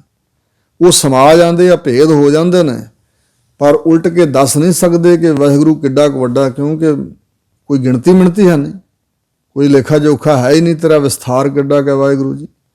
ਵੱਡੇ ਮੇਰੇ ਸਾਹਿਬਾ, ਹੇ ਮੇਰੇ ਸਭ ਤੋਂ ਵੱਡੇ ਸ਼੍ਰੋਮਣੀ ਸਾਹਿਬਾ ਮਾਲਕਾ, ਗਹਿਰ ਗੰਭੀਰਾ ਗੁਣੀ ਗਹੀਰਾ। ਗਹਿਰ ਦਾ ਅਰਥ ਹੈ ਡੂੰਘਾ, ਜਿਸ ਪਰਮਾਤਮਾ ਦੀ ਡੂੰਘਾਈ ਨਾ ਨਾਪੀ ਜਾਏ। ਸਮੁੰਦਰ ਦੀ ਡੂੰਘਾਈ ਤਾਂ ਨਾਪੀ ਜਾ ਸਕਦੀ ਹੈ, ਸਥੂਲ ਚੀਜ਼ ਹੈ ਨਾ, ਪਾਣੀ ਵਾਲਾ ਸਮੁੰਦਰ ਧਰਤੀ ਤੇ ਅਕਸਰ ਧਰਤੀ ਤੇ ਉਹਦੀ ਡੂੰਘਾਈ ਨਾਪੀ ਜਾ ਸਕਦੀ ਹੈ। ਭਾਵੇਂ ਪੂਰਨ ਤੌਰ ਤੇ ਹਰ ਥਾਂ ਤੋਂ ਸਮੁੰਦਰ ਦੀ ਗਹਿਰਾਈ ਲੱਭੀ ਨਹੀਂ, ਪਰ ਵਾਹਿਗੁਰੂ ਪਰਮਾਤਮਾ ਤਾਂ ਐਡਾ ਗਹਿਰਾ ਹੈ, ਭਾਵ ਗੋਝ ਭਾਵ ਵਾਲਾ ਹੈ, ਡੂੰਘਾ ਹੈ ਤੇ ਗੰਭੀਰਾ। ਨਿਰਹਲ ਸਰੂਪ ਹੋ ਵਾਹਿਗੁਰੂ ਜੀ, ਬਹੁਤ ਡੂੰਘੇ ਗਿਆਨ ਵਾਲੇ ਹੋ ਤੇ ਬਹੁਤ ਗੰਭੀਰ ਨਿਰਹਲ, ਜਿਵੇਂ ਪਹਾੜ ਹੁੰਦੇ ਨੇ। ਗੁਣੀ ਗਹੀਰਾ, ਗੁਣਾਂ ਦੇ ਗਹੀਰਾ ਦਾ ਅਰਥ ਹੈ ਖਜ਼ਾਨਾ। ਸਾਰੇ ਗੁਣਾਂ ਦੇ ਖਜ਼ਾਨਾ ਰੂਪ, ਜਿੰਨੇ ਸ੍ਰਿਸ਼ਟੀ ਦੇ ਜੀਆਂ ਕੋਲ ਗੁਣ ਹਨ ਉਹ ਸਾਰੇ ਤੁਹਾਡੇ ਬਖਸ਼ੇ ਹੋਏ ਨੇ। ਗੁਣਤਾਸ, ਗੁਣੀ ਨਿਧਾਨ, ਗੁਣੀ ਗਹੀਰਾ, ਇਹ ਵਾਹਿਗੁਰੂ ਵਾਸਤੇ ਸ਼ਬਦ ਵਰਤੇ ਗਏ ਹਨ ਗੁਰੂ ਕੀ ਬਾਣੀ 'ਚ। ਤੁਸੀਂ ਗੁਣਾਂ ਦੇ ਖਜ਼ਾਨਾ ਰੂਪ ਹੋ ਸੱਚੇ ਪਾਤਸ਼ਾਹ, ਕੋਈ ਨਾ ਜਾਣਾ ਤੇਰਾ ਕੀਤਾ ਕੇਵੜ ਚੀਰਾ। ਹੇ ਵਾਹਿਗੁਰੂ, ਕੋਈ ਵਿਅਕਤੀ ਤੁਹਾਡਾ ਪੈਦਾ ਕੀਤਾ ਇਹ ਨਹੀਂ ਜਾਣ ਸਕਿਆ ਕਿ ਤੁਹਾਡਾ ਕੀਤਾ ਕਿੱਡਾ ਕੇਵੜ, ਕਿੱਡਾ ਵੱਡਾ, ਕਿੰਨਾ ਜ਼ਿਆਦਾ ਤੇ ਕਿੱਡਾ ਵੱਡਾ। ਚੀਰਾ, ਚੀਰਾ ਸ਼ਬਦ ਦੇ ਕਈ ਅਰਥ ਨੇ। ਇੱਕ ਤਾਂ ਚੀਰਾ ਹੁੰਦਾ ਹੈ ਦਫ਼ਤਰ, ਇੱਕ ਚੀਰਾ ਹੁੰਦਾ ਚਿੱਠਾ ਵੀ ਕਹਿੰਦਾ, ਚੀਰੀ ਚਿੱਠੀ ਨੂੰ ਕਿਹਾ ਜਾਂਦਾ। ਔਰ ਇਸੇ ਪ੍ਰਕਾਰ ਇੱਕ ਚੀਰਾ ਜੋ ਮਾਈਆਂ ਬੀਬੀਆਂ ਸਿਰ ਦੇ ਵਿੱਚ ਕੇਸ ਇੱਕ ਪਾਸੇ ਕਰਕੇ ਚੀਰਾ ਕੱਢਦੀਆਂ ਇਤਿਆਦਿਕ। ਔਰ ਚੀਰਾ ਜਿਹੜਾ ਬਸਤਰ ਧਾਰਨ ਕਰੀਦਾ, ਉਸ ਚੋਲੇ ਨੂੰ ਵੀ ਚੀਰਾ ਕਹਿ ਦਿੱਤਾ ਜਾਂਦਾ। ਸੋ ਇਸ ਪ੍ਰਕਾਰ ਹਜ਼ੂਰ ਕਹਿ ਰਹੇ ਨੇ ਕਿ ਹੇ ਵਾਹਿਗੁਰੂ ਜੀ, ਤੁਹਾਡਾ ਚੀਰਾ, ਮਾਇਆ ਰੂਪੀ ਬਸਤਰ ਜਿਹੜਾ ਤੁਸੀਂ ਧਾਰਨ ਕੀਤਾ ਮਾਇਆ ਰਚ ਕੇ, ਇਹ ਕਿੱਡਾ ਕੁ ਵਿਸਥਾਰ ਵਾਲਾ, ਇਹ ਵੀ ਨਹੀਂ ਜਾਣਿਆ ਜਾਂਦਾ। ਚੀਰਾ ਤੁਹਾਡਾ ਦਫ਼ਤਰ, ਜਿੱਥੇ ਤੁਸੀਂ ਜੀਆਂ ਦਾ ਲੇਖਾ ਜੋਖਾ ਕਰਦੇ ਹੋ, ਕਿੱਡਾ ਕੁ ਵੱਡਾ, ਇਹ ਵੀ ਨਹੀਂ ਜਾਣਿਆ ਜਾਂਦਾ। ਚੀਰਾ ਵਿਸਥਾਰ, ਇੱਕ ਇਹ ਅਰਥ ਹੈ ਕਿ ਤੁਹਾਡਾ ਵਿਸਥਾਰ, ਤੁਹਾਡਾ ਫੈਲਾਓ, ਤੁਹਾਡੀ ਚੌੜਾਈ ਇਹ ਕਿੱਡੀ ਕੁ ਵੱਡੀ ਹੈ ਮਹਾਰਾਜ, ਕਿੱਥੋਂ ਕੁ ਤੱਕ ਤੁਸੀਂ ਫੈਲੇ ਹੋਏ ਹੋ, ਕਿੰਨੇ ਕੁ ਜ਼ਿਆਦਾ ਹੋ, ਕਿੱਡੇ ਵੱਡੇ ਹੋ, ਨਹੀਂ ਦੱਸਿਆ ਜਾ ਸਕਦਾ। ਰਹਾਓ, ਸਭ ਸੁਰਤੀ ਮਿਲ ਸੁਰਤ ਕਮਾਈ। ਸੁਰਤੀ ਜਿਹੜੇ ਸੁਰਤ ਨੂੰ ਉੱਚੇ ਮੰਡਲਾਂ 'ਚ ਲਿਜਾਣ ਵਾਲੇ, ਚਿੱਤ ਬਿਰਤੀ ਨੂੰ ਇਕਾਗਰ ਕਰਕੇ ਆਪਣੀ ਸੁਰਤ ਨੂੰ ਸੰਸਾਰ 'ਚੋਂ ਕੱਢ ਕੇ ਸਹਿਜੇ ਸਹਿਜੇ ਅਭਿਆਸ ਦੁਆਰਾ ਉੱਪਰ ਲਿਜਾਣ ਵਾਲੇ ਸੁਰਤੇ ਪੁਰਖ। ਵੈਸੇ ਸੁਰਤੀ ਸ਼ਬਦ ਜਾਂ ਸੁਰਤਾ ਸ਼ਬਦ ਬਣਿਆ ਵੀ ਧਿਆਨ ਦੇ ਨਾਲ ਵਾਹਿਗੁਰੂ ਦੇ ਜਸ ਨੂੰ, ਨਾਮ ਨੂੰ ਸੁਣਨਾ, ਸਮਝਣਾ ਤੇ ਕਮਾਉਣਾ, ਇਹ ਸੁਰਤਿਆਂ ਦਾ ਕੰਮ ਹੈ। ਉਹ ਜਿਹੜੇ ਸੁਰਤੀ ਦੇ ਮਾਰਗ ਚੱਲਣ ਵਾਲੇ ਲੋਕ ਨੇ, ਉਹਨਾਂ ਸਾਰਿਆਂ ਨੇ ਮਿਲ ਕੇ ਜਿਹੜੀ ਆਪਣੀ ਸੁਰਤ ਦੀ ਕਮਾਈ ਕੀਤੀ ਹੈ, ਉਹ ਸਭ ਕੁਝ ਜੋ ਸੁਰਤ ਵਿੱਚ ਉਹਨਾਂ ਕਮਾਇਆ, ਸਭ ਕੀਮਤ ਮਿਲ ਕੀਮਤ ਪਾਈ। ਸਾਰੇ ਕੀਮਤ ਪਾਉਣ ਵਾਲਿਆਂ ਨੇ ਮਿਲ ਕੇ ਕੀਮਤ ਪਾਉਣ ਦਾ ਯਤਨ ਕੀਤਾ। ਗਿਆਨੀ ਧਿਆਨੀ ਗੁਰ ਗੁਰਹਾਈ, ਗਿਆਨੀ ਵਿਚਾਰਵਾਨ, ਵਿਦਿਆ ਪੜ੍ਹੇ ਹੋਏ, ਤੇ ਇਸ ਪ੍ਰਕਾਰ ਜਿੰਨਾ ਕੁ ਗਿਆਨ ਪਰਮੇਸ਼ਰ ਬਾਰੇ ਜਿਨ੍ਹਾਂ ਨੂੰ ਅੰਤਰੀਵ ਤੌਰ ਤੇ ਅਪਰੋਖ ਗਿਆਨ ਹੋਇਆ, ਉਹ ਵੀ ਧਿਆਨੀ, ਧਿਆਨ ਜੋੜਨ ਵਾਲੇ, ਗੁਰ ਗੁਰਹਾਈ, ਗੁਰੂ ਤੇ ਗੁਰ ਭਾਈ, ਗੁਰੂ ਤੇ। ਸੋ ਇਸ ਪ੍ਰਕਾਰ ਜਿਹੜੇ ਗੁਰੂ ਦੇ ਅੱਗੋਂ ਸੇਵਕ ਹੋਣ, ਜਿਵੇਂ ਛੇ ਘਰ ਛੇ ਗੁਰ ਛੇ ਉਪਦੇਸ਼ ਬਚਨਾ, ਜਿਹੜੇ ਸਾਖ ਪੂਰਵ ਮੀਮਾਂਸਾ ਆਦਿਕ ਸ਼ਾਸਤਰਾਂ ਨੂੰ ਰਚਣ ਵਾਲੇ ਗੁਰੂ ਮੰਨੇ ਗਏ ਨੇ, ਛੇ ਘਰ ਛੇ ਗੁਰ ਛੇ ਉਪਦੇਸ਼, ਤੇ ਇਸ ਤਰ੍ਹਾਂ ਉਹਨਾਂ ਦੇ ਅੱਗੇ ਚੇਲੇ ਚਾਟੜੇ। ਸੋ ਇਸ ਪ੍ਰਕਾਰ ਗੁਰ ਤੇ ਗੁਰ ਭਾਈ ਜੋ ਵੀ ਹਨ, ਉਹ ਸਾਰੇ ਦੇ ਸਾਰੇ ਕਹਿਣ ਨਾ ਜਾਈ ਤੇਰੀ ਤਿਲ ਵਡਿਆਈ। ਕਿਸੇ ਦੇ ਕੋਲੋਂ ਵੀ ਕਥਨ ਨਹੀਂ ਹੋਈ ਤੇਰੀ ਤਿਲ ਜਿੰਨੀ ਵਡਿਆਈ। ਜਿਵੇਂ ਤਿਲ ਹੁੰਦਾ ਇੱਕ ਛੋਟਾ ਜਿਹਾ ਦਾਣਾ, ਇੱਕ ਇਸ ਪ੍ਰਕਾਰ ਵੀ ਅਰਥ ਕੀਤਾ ਜਾਂਦਾ ਵੀ ਜਿਵੇਂ ਕਿਸੇ ਮਨੁੱਖ ਦਾ ਚਿਹਰਾ ਬਹੁਤ ਗੋਰਾ ਹੋਵੇ, ਸੋਹਣਾ ਸੁਨੱਖਾ, ਨੈਣ ਨਕਸ਼ ਬੜੇ ਸੁੰਦਰ, ਤੇ ਉਹਦੇ ਚਿਹਰੇ ਤੇ ਇੱਕ ਤਿਲ ਹੋਵੇ, ਤੇ ਉਸ ਦੇ ਤਿਲ ਦੇ ਬਾਰੇ 'ਚ ਕਵਿਤਾ ਰਚ ਕੇ ਕੋਈ ਮੁਕੰਮਲ ਨਾ ਕਰ ਸਕੇ ਵੀ ਤਿਲ ਦੀ ਸੁੰਦਰਤਾ, ਤਿਲ ਕਰਕੇ ਕਿੰਨੀ ਕੁ ਸੁੰਦਰਤਾ, ਜਿਵੇਂ ਉਹ ਬਿਆਨ ਨਹੀਂ ਹੋ ਸਕੀ, ਤੇ ਚਿਹਰੇ ਦੀ ਸੁੰਦਰਤਾ ਦਾ ਦੂਰ ਦੀ ਬਾਤ ਹੈ। ਇਸੇ ਤਰ੍ਹਾਂ ਵਾਹਿਗੁਰੂ ਜੀ ਤੁਹਾਡੇ ਮੁਕੰਮਲ ਸਰੂਪ ਨੂੰ, ਤੁਹਾਡੀ ਮਹਿਮਾ ਨੂੰ ਤਾਂ ਕੀ ਬਿਆਨ ਕਰਨਾ, ਤਿਲ ਜਿੰਨੀ ਵੀ ਵਡਿਆਈ ਨਹੀਂ ਕੀਤੀ ਜਾ ਸਕਦੀ। ਕੋਈ ਨਹੀਂ, ਕਿਸ ਦੇ ਕੋਲੋਂ ਕਹਿਣ ਨਾ ਜਾਏ, ਕਥਨ ਨਹੀਂ ਹੋ ਸਕੀ ਤੁਹਾਡੀ ਤਿਲ ਜਿੰਨੀ ਵਡਿਆਈ। ਸਭ ਸਤ ਸਭ ਤਪ ਸਭ ਚੰਗਿਆਈਆਂ, ਸਭ ਤਰ੍ਹਾਂ ਦਾ ਸਤ, ਜਿਵੇਂ ਪਤੀ ਵਰਤਾ ਔਰਤਾਂ ਦੇ ਕੋਲ ਸਤ ਹੁੰਦਾ, ਔਰ ਇਸੇ ਤਰ੍ਹਾਂ ਸਤ ਸੱਚ ਦੇ ਧਾਰਨੀ ਬਣਨਾ। ਸਤ ਸਾਰਾ ਜਿਹੜਾ ਦਾਨ ਹੈ ਸ੍ਰਿਸ਼ਟੀ ਵਿੱਚ ਕੀਤਾ ਜਾਂਦਾ। ਸਭ ਤਪ ਜਿਹੜਾ ਆਲਸ ਨੂੰ ਤਿਆਗ ਕੇ ਹੱਠ ਤਪ ਕਰਨੇ ਹਨ, ਸਰੀਰਕ ਤੌਰ ਤੇ ਮਾਨਸਿਕ ਤੌਰ ਤੇ ਤਪ ਕਰਨਾ। ਸਭ ਚੰਗਿਆਈਆਂ, ਸਾਰੀਆਂ ਚੰਗੀਆਂ ਗੱਲਾਂ, ਚੰਗਿਆਈਆਂ ਨੂੰ ਧਾਰਨ ਕੀਤਾ ਜਾਏ, ਜਿੰਨੀਆਂ ਵੀ ਹਨ ਸੰਸਾਰ ਤੇ। ਸਿੱਧਾ ਪੁਰਖਾਂ ਕੀਆਂ ਵਡਿਆਈਆਂ, ਜਿਹੜੇ ਸਿੱਧ ਕਾਮਯਾਬ ਹੋਏ, ਸਫਲਤਾ ਦੀ ਸੀੜੀ ਤੇ ਚੜ੍ਹੇ ਹੋਏ ਪੁਰਖ ਹਨ, ਉਹਨਾਂ ਦੀਆਂ ਵੀ ਸਾਰੀਆਂ ਵਡਿਆਈਆਂ। ਤੁਧ ਬਿਨ ਸਿੱਧੀ ਕਿਨਾ ਨਾ ਪਾਈਆ। ਹੇ ਵਾਹਿਗੁਰੂ ਜੀ, ਤੁਹਾਡੀ ਬਖਸ਼ਿਸ਼ ਤੋਂ ਬਗੈਰ ਸਿੱਧੀ ਜਿਹੜੀ ਕਾਮਯਾਬੀ ਹੈ ਕਿਸੇ ਨੇ ਵੀ ਪ੍ਰਾਪਤ ਨਹੀਂ ਕੀਤੀ ਹੁਣ ਤੱਕ। ਜੋ ਕੁਛ ਵੀ ਕਿਸੇ ਦੇ ਪਾਸ ਹੈ ਉਹ ਤੁਹਾਡੀ ਬਖਸ਼ਿਸ਼ ਨਾਲ ਹੀ ਮਿਲਿਆ ਵਾਹਿਗੁਰੂ ਜੀ। ਤੁਹਾਡੇ ਤੋਂ ਬਗੈਰ ਕਿਸੇ ਨੇ ਵੀ ਸਿੱਧੀ ਨਹੀਂ ਪ੍ਰਾਪਤ ਕੀਤੀ। ਜਦ ਆਪਣੀ ਜੋਤ ਖਿੰਚ ਹੈ ਤੂੰ ਸੁਆਮੀ, ਤਬ ਕੋਈ ਕਰੋ ਦਿਖਾ ਵਖਿਆਨਾ। ਜਦੋਂ ਮਹਾਰਾਜ ਤੁਸੀਂ ਆਪਣੀ ਜੋਤ ਵਿੱਚੋਂ ਖਿੱਚ ਲੈਂਦੇ ਹੋ ਨਾ, ਤੇ ਉਦੋਂ ਕੋਈ ਕੌਣ ਹੈ ਜਿਹੜਾ ਵਖਿਆਨ ਕਰਕੇ ਵਿਖਾਏ, ਕੁਛ ਦੱਸੇ, ਕੁਝ ਬੋਲ ਕੇ ਦੱਸੇ। ਇੱਕ ਅੱਖਰ ਵੀ ਨਹੀਂ ਬੋਲਿਆ ਜਾ ਸਕਦਾ ਤੁਹਾਡੀ ਬਖਸ਼ਿਸ਼ ਤੋਂ ਬਗੈਰ। ਇਸ ਕਰਕੇ ਤੇਰਾ ਹੱਥ ਹੈ ਸਭ ਵਡਿਆਈ, ਸਾਰੀਆਂ ਵਡਿਆਈਆਂ ਤੁਹਾਡੇ ਹੱਥ ਵਿੱਚ ਨੇ। ਕਰਮ ਮਿਲੈ ਨਾਹੀ ਠਾਕ ਰਹਾਈਆ। ਤੇ ਜਿਹਨੂੰ ਤੁਹਾਡੀ ਬਖਸ਼ਿਸ਼ ਨਾਲ ਕੁਝ ਮਿਲ ਜਾਂਦਾ, ਸਤ ਮਿਲ ਜਾਏ, ਤਪ ਮਿਲ ਜਾਏ, ਚੰਗਿਆਈਆਂ ਮਿਲ ਜਾਣ ਔਰ ਸਿੱਧੀ ਮਿਲ ਜਾਏ, ਜਿਹਨੂੰ ਤੁਹਾਡੀ ਬਖਸ਼ਿਸ਼ ਨਾਲ ਮਿਲ ਜਾਂਦੀ ਹੈ, ਉਸ ਬਖਸ਼ਿਸ਼ ਨੂੰ ਕੋਈ ਰੋਕ ਨਹੀਂ ਸਕਦਾ। ਨਾ ਹੀ ਠਾਕ ਰਹਾਈਆ, ਉਹ ਬਖਸ਼ਿਸ਼ਾਂ ਕੋਈ ਰੋਕ ਕੇ ਨਹੀਂ ਰੱਖ ਸਕਦਾ। ਤੇ ਕਿਸੇ ਮਨੁੱਖ ਨੂੰ ਨਾ ਬਖਸ਼ਿਸ਼ ਮਿਲੇ, ਕੋਈ ਰਸਤੇ 'ਚ ਵਾਧਾ ਨਹੀਂ ਬਣ ਸਕਦਾ। ਆਖਣ ਵਾਲਾ ਕਿਆ ਵਿਚਾਰਾ। ਹੇ ਵਾਹਿਗੁਰੂ ਜੀ, ਤੁਹਾਡੀ ਸਿਫਤ ਆਖਣ ਵਾਲਾ, ਤੁਹਾਡੀ ਵਡਿਆਈ ਕਰਨ ਵਾਲਾ ਇਹ ਜੀਵ ਵਿਚਾਰਾ ਤੁਛ ਬੱਪੜਾ ਕਿਆ ਹੈ। ਸਿਫਤੀ ਭਰੇ ਤੇਰੇ ਭੰਡਾਰਾ। ਤੁਹਾਡੀਆਂ ਸਿਫਤਾਂ ਦੇ ਤਾਂ ਭੰਡਾਰ ਹੀ ਭਰੇ ਹੋਏ ਨੇ।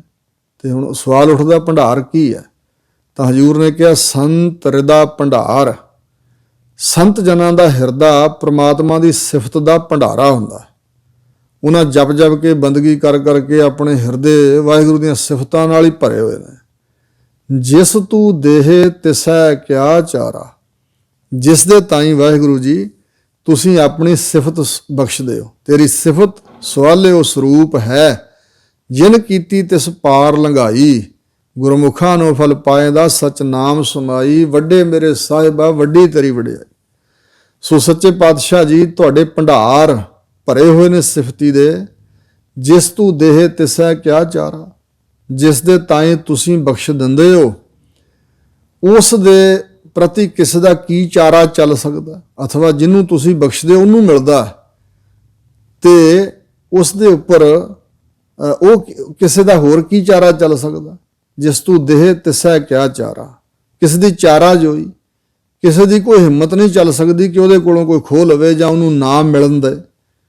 ਤੁਹਾਡੀ ਦਿੱਤੀ ਦਾਤ ਅਗਲੇ ਤੱਕ ਪਹੁੰਚੇ ਨਾ, ਉੱਥੇ ਕਿਸੇ ਦਾ ਕੋਈ ਚਾਰਾ ਨਹੀਂ ਚੱਲ ਸਕਦਾ। ਤਿਸ ਜੀਵ ਦਾ ਆਪਣਾ ਵੀ ਕੋਈ ਚਾਰਾ ਨਹੀਂ ਹੈ। ਜਿਹਨੂੰ ਤੁਸੀਂ ਬਖਸ਼ਦੇ ਹੋ ਉਹਨੂੰ ਹੀ ਦਾਤ ਮਿਲਦੀ ਹੈ। ਸੋ ਹਜ਼ੂਰ ਨੇ ਜਿਸ ਪ੍ਰਕਾਰ ਕਿਹਾ ਹੈ ਕਿ ਨਾਨਕ ਸਾਹ ਕਰਮਾਵਤ ਸਾਹਿਬ ਤੁਠੈ ਜੋ ਮਿਲੈ। ਜੋ ਸਾਹਿਬ ਦੇ ਤੁਠਣ ਨਾਲ ਮਿਲਦੀ ਹੈ ਉਹੀ ਕਰਮਾਤ ਬਖਸ਼ਿਸ਼ ਹੈ। ਸੋ ਇਹ ਕਿਨੇ ਹੀ ਦਾਤ ਆਪਸ ਤੇ ਜੋ ਪਾਈ ਹੈ।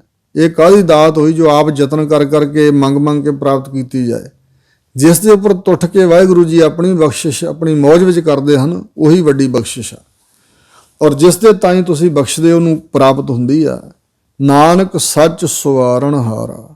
ਸਤਿਗੁਰੂ ਨਾਨਕ ਦੇਵ ਮਹਾਰਾਜ ਜੀ ਕਹਿੰਦੇ ਨੇ ਸੱਚ ਸਰੂਪ ਵਾਹਿਗੁਰੂ ਪਰਮਾਤਮਾ ਆਪ ਹੀ ਸਵਾਰਨ ਵਾਲਾ ਹੈ। ਇਸ ਕਰਕੇ ਟੇਕ ਵਾਹਿਗੁਰੂ ਜੀ ਦੀ ਬਖਸ਼ਿਸ਼ ਤੇ ਰੱਖਣੀ ਚਾਹੀਦੀ ਹੈ। ਮਤ ਕੋਈ ਸੋਚੇ ਕਿ ਮੈਂ ਆਪ ਯਤਨ ਕਰਕੇ ਆਪਣਾ ਆਪ ਸਵਾਰ ਲਵਾਂ, ਮੇਰਾ ਸਭ ਕੁਝ ਸਵਰ ਜਾਏ। ਨਹੀਂ, ਪ੍ਰਮਾਤਮਾ ਦਾ ਦਰ ਛੱਡ ਕੇ ਵਾਹਿਗੁਰੂ ਦੀ ਟੇਕ ਛੱਡ ਕੇ ਕੋਈ ਕੁਝ ਵੀ ਨਹੀਂ ਸਵਾਰ ਸਕਦਾ। ਇਸ ਕਰਕੇ ਸੱਚ ਸਰੂਪ ਵਾਹਿਗੁਰੂ ਜੀ ਹੀ ਸਵਾਰਨ ਵਾਲੇ ਹਨ। ਅਗਲਾ ਸ਼ਬਦ ਆਸਾ ਮਹੱਲਾ ਪਹਿਲਾ। ਆਖਾਂ ਜੀਵਾ ਵਿਸਰੈ ਮਰ ਜਾਓ। ਉਥਾਨਕਾ ਹੈ ਕਿ ਸਤਿਗੁਰੂ ਨਾਨਕ ਦੇਵ ਮਹਾਰਾਜ ਜੀ ਜੋ ਤਲਵੰਡੀ ਨਗਰ ਹੈ, ਅੱਜ ਕੱਲ੍ਹ ਨਨਕਾਣਾ ਸਾਹਿਬ, ਇੱਥੇ ਛੋਟੀ ਅਵਸਥਾ ਦੇ ਵਿੱਚ ਸਤਿਗੁਰੂ ਜੀ ਕਈ ਵਾਰੀ ਸਾਰਾ ਦਿਨ ਸਮਾਧੀ ਸਥਿਤ ਰਹਿੰਦੇ ਸੀ। ਤਾਂ ਇੱਕ ਦਿਨ ਮਾਤਾ ਤ੍ਰਿਪਤਾ ਜੀ ਨੇ ਕਿਹਾ ਕਿ ਬੇਟਾ ਪੁੱਤਰ ਨਾਨਕ, ਹੋਰ ਵੀ ਭਗਤ ਅਸੀਂ ਵੇਖੇ ਨੇ, ਉਹ ਰੱਬ ਦਾ ਨਾਮ ਘੜੀ ਦੋ ਘੜੀਆਂ ਮਾਲਾ ਫੇਰਦੇ ਰੱਬ ਨੂੰ ਯਾਦ ਕਰਦੇ ਨੇ, ਫਿਰ ਕਾਰੋ ਵਿਹਾਰ ਇੱਧਰ ਉੱਧਰ ਧਿਆਨ ਦਿੰਦੇ ਆ, ਸੰਸਾਰ 'ਚ ਹੋਰ ਵੀ ਗੱਲਾਂ ਕਰਦੇ।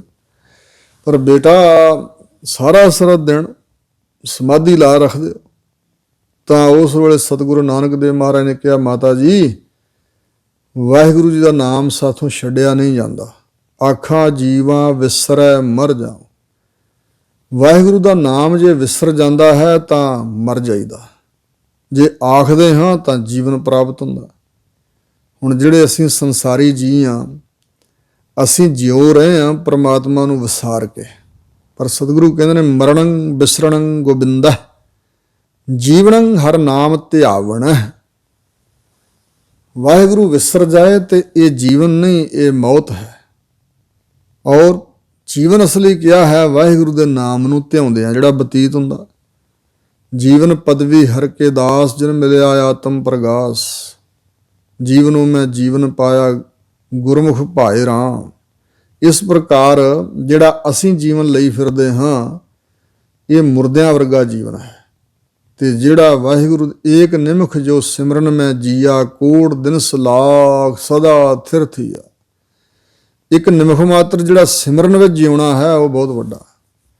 ਮਸਕੀਨ ਜੀ ਨੇ ਇੱਕ ਬਚਨ ਸੁਣਾਇਆ ਪਿਛਲੀ ਉਮਰ ਵਿੱਚ ਕਥਾ ਕਰਦਿਆਂ, ਭਈ ਮੈਂ ਦਿਹਾੜੀ 'ਚ ਕਈ ਵਾਰੀ 5-5, 6-6 ਘੰਟੇ ਦੀ ਕਥਾ ਕੀਤੀ ਆ। ਇਹ ਕਥਾ ਕਰਨੀ ਸੌਖੀ ਹੈ ਤੇ 5 ਮਿੰਟ ਵਾਹਿਗੁਰੂ ਦਾ ਨਾਮ ਬੋਲਣਾ ਤੇ ਸੁਣਨਾ ਔਖਾ ਹੈ। ਜਿਹੜਾ ਉਂਝ ਜ਼ਬਾਨ ਤੋਂ ਕਹੀ ਜਾਣਾ ਨਾ ਵਾਹਿਗੁਰੂ ਵਾਹਿਗੁਰੂ, ਇਹ ਗੱਲ ਹੋਰ ਹੈ। ਪਰ ਸ਼ਰਧਾ ਨਾਲ, ਭਾਵਨਾ ਨਾਲ, ਧਿਆਨ ਦੇ ਕੇ ਜੋ ਬੋਲਣਾ ਉਸ ਨੂੰ ਸੁਣਨਾ, ਇਹੀ ਜਪਣਾ ਹੁੰਦਾ ਅਸਲ ਵਿੱਚ। ਇੱਥੋਂ ਸਿਮਰਨ ਬਣੇਗਾ। ਨਹੀਂ ਤਾਂ ਮੁੱਖੋਂ ਹਰ ਹਰ ਸਭ ਕੋ ਕਰੈ, ਵਿਰਲਾ ਹਿਰਦਾ ਵਸਾਇਆ। ਮੁੱਖੋਂ ਤਾਂ ਸਭ ਕੁਝ ਹਰ ਹਰ ਵਾਹਿਗੁਰੂ ਵਾਹਿਗੁਰੂ, ਹਰੀ ਹਰੀ, ਰਾਮ ਰਾਮ ਲੋਕ ਬੋਲਦੇ ਹੀ ਨੇ। ਵਿਰਲਾ ਟਾਵਾਂ ਹੈ ਜਿਸ ਦੀ ਸ਼ਰਧਾ ਲੱਗੀ ਹੈ। ਜਿਨ ਸ਼ਰਧਾ ਰਾਮ ਨਾਮ ਲੱਗੀ, ਤਨ ਦੂਜੇ ਚਿੱਤ ਨਾ ਲਾਇਆ ਰਾਮ। ਚਿੱਤ ਨਹੀਂ ਫਿਰ ਹੋਰ ਪਾਸੇ ਲੱਗਦਾ, ਕਾਰ ਵਿਹਾਰ ਭਾਵੇਂ ਕਰਦਾ ਰਵੇ ਗੁਰਮੁਖ। ਸਾਚ ਨਾਮ ਮੇਰਾ ਮਨ ਲਾਗਾ, ਲੋਗਨ ਸੋ ਮੇਰਾ ਠਾਠਾ ਬਾਗਾ। ਕਬੀਰ ਜੀ ਕਹਿੰਦੇ ਸੀ ਇੱਕ ਘੜੀ ਮਾਤਰ ਵੀ ਜੇ ਨਲਕੀ 'ਚ ਫੂਕ ਮਾਰਿਆ ਰੱਬ ਵਿਸਰਦਾ ਤੇ ਮਨਜ਼ੂਰ ਨਹੀਂ ਹੈ। ਸੋ ਜਬ ਲਗ ਤਾਗਾ ਬਾਹੋਂ ਬੇਹੀ, ਤਬ ਲਗ ਬਿਸਰਿਆ ਰਾਮ ਸਨੇਹੀ। ਔਰ ਰਾਮ ਸਨੇਹੀ 1 ਮਿੰਟ ਵੀ ਨਹੀਂ ਭੁੱਲਣਾ ਚਾਹੀਦਾ। ਸੋ ਇਸ ਪ੍ਰਕਾਰ ਇਹ ਵਿਰਲਿਆਂ ਟਾਵਿਆਂ ਦੀ ਐਸੀ ਅਵਸਥਾ ਹੁੰਦੀ ਹੈ ਕਿ ਜੋ ਸਮਝਦੇ ਨੇ ਕਿ ਜੇ ਪ੍ਰਮਾਤਮਾ ਦਾ ਨਾਮ ਅਸੀਂ ਆਖਦੇ ਹਾਂ ਤਾਂ ਜੀਵਨ ਹੈ, ਜੇ ਵਿਸਰ ਜਾਂਦਾ ਵਾਹਿਗੁਰੂ ਦਾ ਨਾਮ ਤੇ ਅਸੀਂ ਮਰ ਜਾਂਦੇ ਹਾਂ। ਆਤਮਿਕ ਜੀਵਨ ਤਾਂ ਵਾਹਿਗੁਰੂ ਜੀ ਦੇ ਸਿਮਰਨ ਵਿੱਚ ਹੀ ਹੈ ਤੇ ਆਤਮਿਕ ਮੌਤ ਹੈ ਜੇ ਪ੍ਰਮਾਤਮਾ ਦਾ ਨਾਮ ਵਿਸਰ ਜਾਏ। ਭਾਵੇਂ ਕਿ ਅਸੀਂ ਵਾਹਿਗੁਰੂ ਨੂੰ ਭੁਲਾ ਛੱਡਿਆ, ਖਾਣਾ ਪੀਣਾ ਹੱਸਣਾ ਸੌਣਾ ਵਿਸਰ ਗਿਆ ਹੈ ਮਰਨਾ। ਖਸਮ ਵਿਸਾਰ ਖੁਆਰੀ ਕੀਨੀ। ਮੌਤ ਵੀ ਵਿਸਰ ਗਈ ਹੈ ਤੇ ਖਸਮ ਵੀ ਵਿਸਾਰ ਦਿੱਤਾ, ਖੁਆਰੀ ਹੋਈ। ਖਸਮ ਵਿਸਾਰ ਖੁਆਰੀ ਕੀਨੀ, ਧ੍ਰਿਗ ਜੀਵਨ ਨਹੀਂ ਰਹਿਣਾ। ਜਿਹੜਾ ਜੀਵਨ ਰਹਿਣਾ ਹੀ ਨਹੀਂ ਉਹ ਧ੍ਰਿਗਾਕਾਰ ਹੈ, ਫਟਕਾਰ ਯੋਗ, ਲਾਹਣਤ ਯੋਗ ਹੈ। ਜਿਸ ਨੂੰ ਅਸੀਂ ਜੀਵਨ ਮੰਨਿਆ, ਇਹ ਜੀਵਨ ਤਾਂ ਰਹਿਣਾ ਹੀ ਨਹੀਂ। ਜੀਵਨ ਤਾਂ ਮਿਲੇਗਾ ਹੀ ਵਾਹਿਗੁਰੂ ਦੇ ਸਿਮਰਨ ਦੁਆਰਾ। ਅਸਲੀ ਜੀਵਨ ਤਾਂ ਇਹੀ ਹੈ। ਪਰ ਫਿਰ ਸਵਾਲ ਉੱਠਦਾ ਕਿ ਮਹਾਰਾਜ ਸਾਰੇ ਲੋਕ ਫਿਰ ਕਿਉਂ ਨਹੀਂ ਜਪਦੇ? ਤਾਂ ਕਹਿੰਦੇ ਮਾਤਾ ਜੀ ਨੇ ਕਿਹਾ ਸੀ ਵੀ ਬਾਕੀ ਲੋਕ ਕਿਉਂ ਨਹੀਂ ਇੱਦਾਂ ਜਪਦੇ ਪੁੱਤਰ? ਤਾਂ ਹਜ਼ੂਰ ਨੇ ਕਿਹਾ ਸੀ ਆਖਣ ਔਖਾ ਸਾਚਾ ਨਾਮ। ਹੇ ਮਾਤਾ ਜੀ, ਅਥਵਾ ਹੇ ਸੰਸਾਰ ਦੇ ਜੀਵੋ, ਤਾਂ ਨਹੀਂ ਜਪਿਆ ਜਾਂਦਾ ਕਿਉਂਕਿ ਸੱਚਾ ਨਾਮ ਆਖਣਾ ਬਹੁਤ ਔਖਾ ਹੈ। ਭਾਵੇਂ ਅੱਖਾਂ ਖੁੱਲੀਆਂ ਸੰਸਾਰ ਦੀਆਂ, ਲੋਕਾਂ ਨੂੰ ਮਰਦਿਆਂ ਵੇਖਦੇ ਹਾਂ। ਜੇ ਅਸੀਂ ਆਸਤਕ ਵੀ ਹਾਂ, ਪ੍ਰਲੋਕ ਨੂੰ, ਪੁਨਰ ਜਨਮ ਨੂੰ, ਸਭ ਕੁਝ ਨੂੰ ਮੰਨਦੇ ਹਾਂ, ਪਰਮਾਤਮਾ ਦੀ ਹੋਂਦ ਨੂੰ ਮੰਨਦੇ ਹਾਂ, ਤੇ ਫਿਰ ਵੀ ਅਖੌਤੀ ਤੌਰ ਤੇ ਜ਼ਬਾਨ ਤੋਂ ਕਹਿੰਦੇ ਆ ਵੀ ਪਰਮਾਤਮਾ ਹੈ। ਫਿਰ ਸਾਡੇ ਅਮਲ ਸ਼ੁਭ ਕਿਉਂ ਨਹੀਂ ਹੁੰਦੇ? ਬਿਲਕੁਲ ਮਾੜਾ ਅਮਲ ਹੋਣਾ ਹੀ ਨਹੀਂ ਚਾਹੀਦਾ ਜੀਵਨ ਵਿੱਚ, ਮਾੜਾ ਕਰਮ ਨਹੀਂ ਹੋਣਾ ਚਾਹੀਦਾ ਜੇ ਰੱਬ ਨੂੰ ਮੰਨੀਏ ਤਾਂ।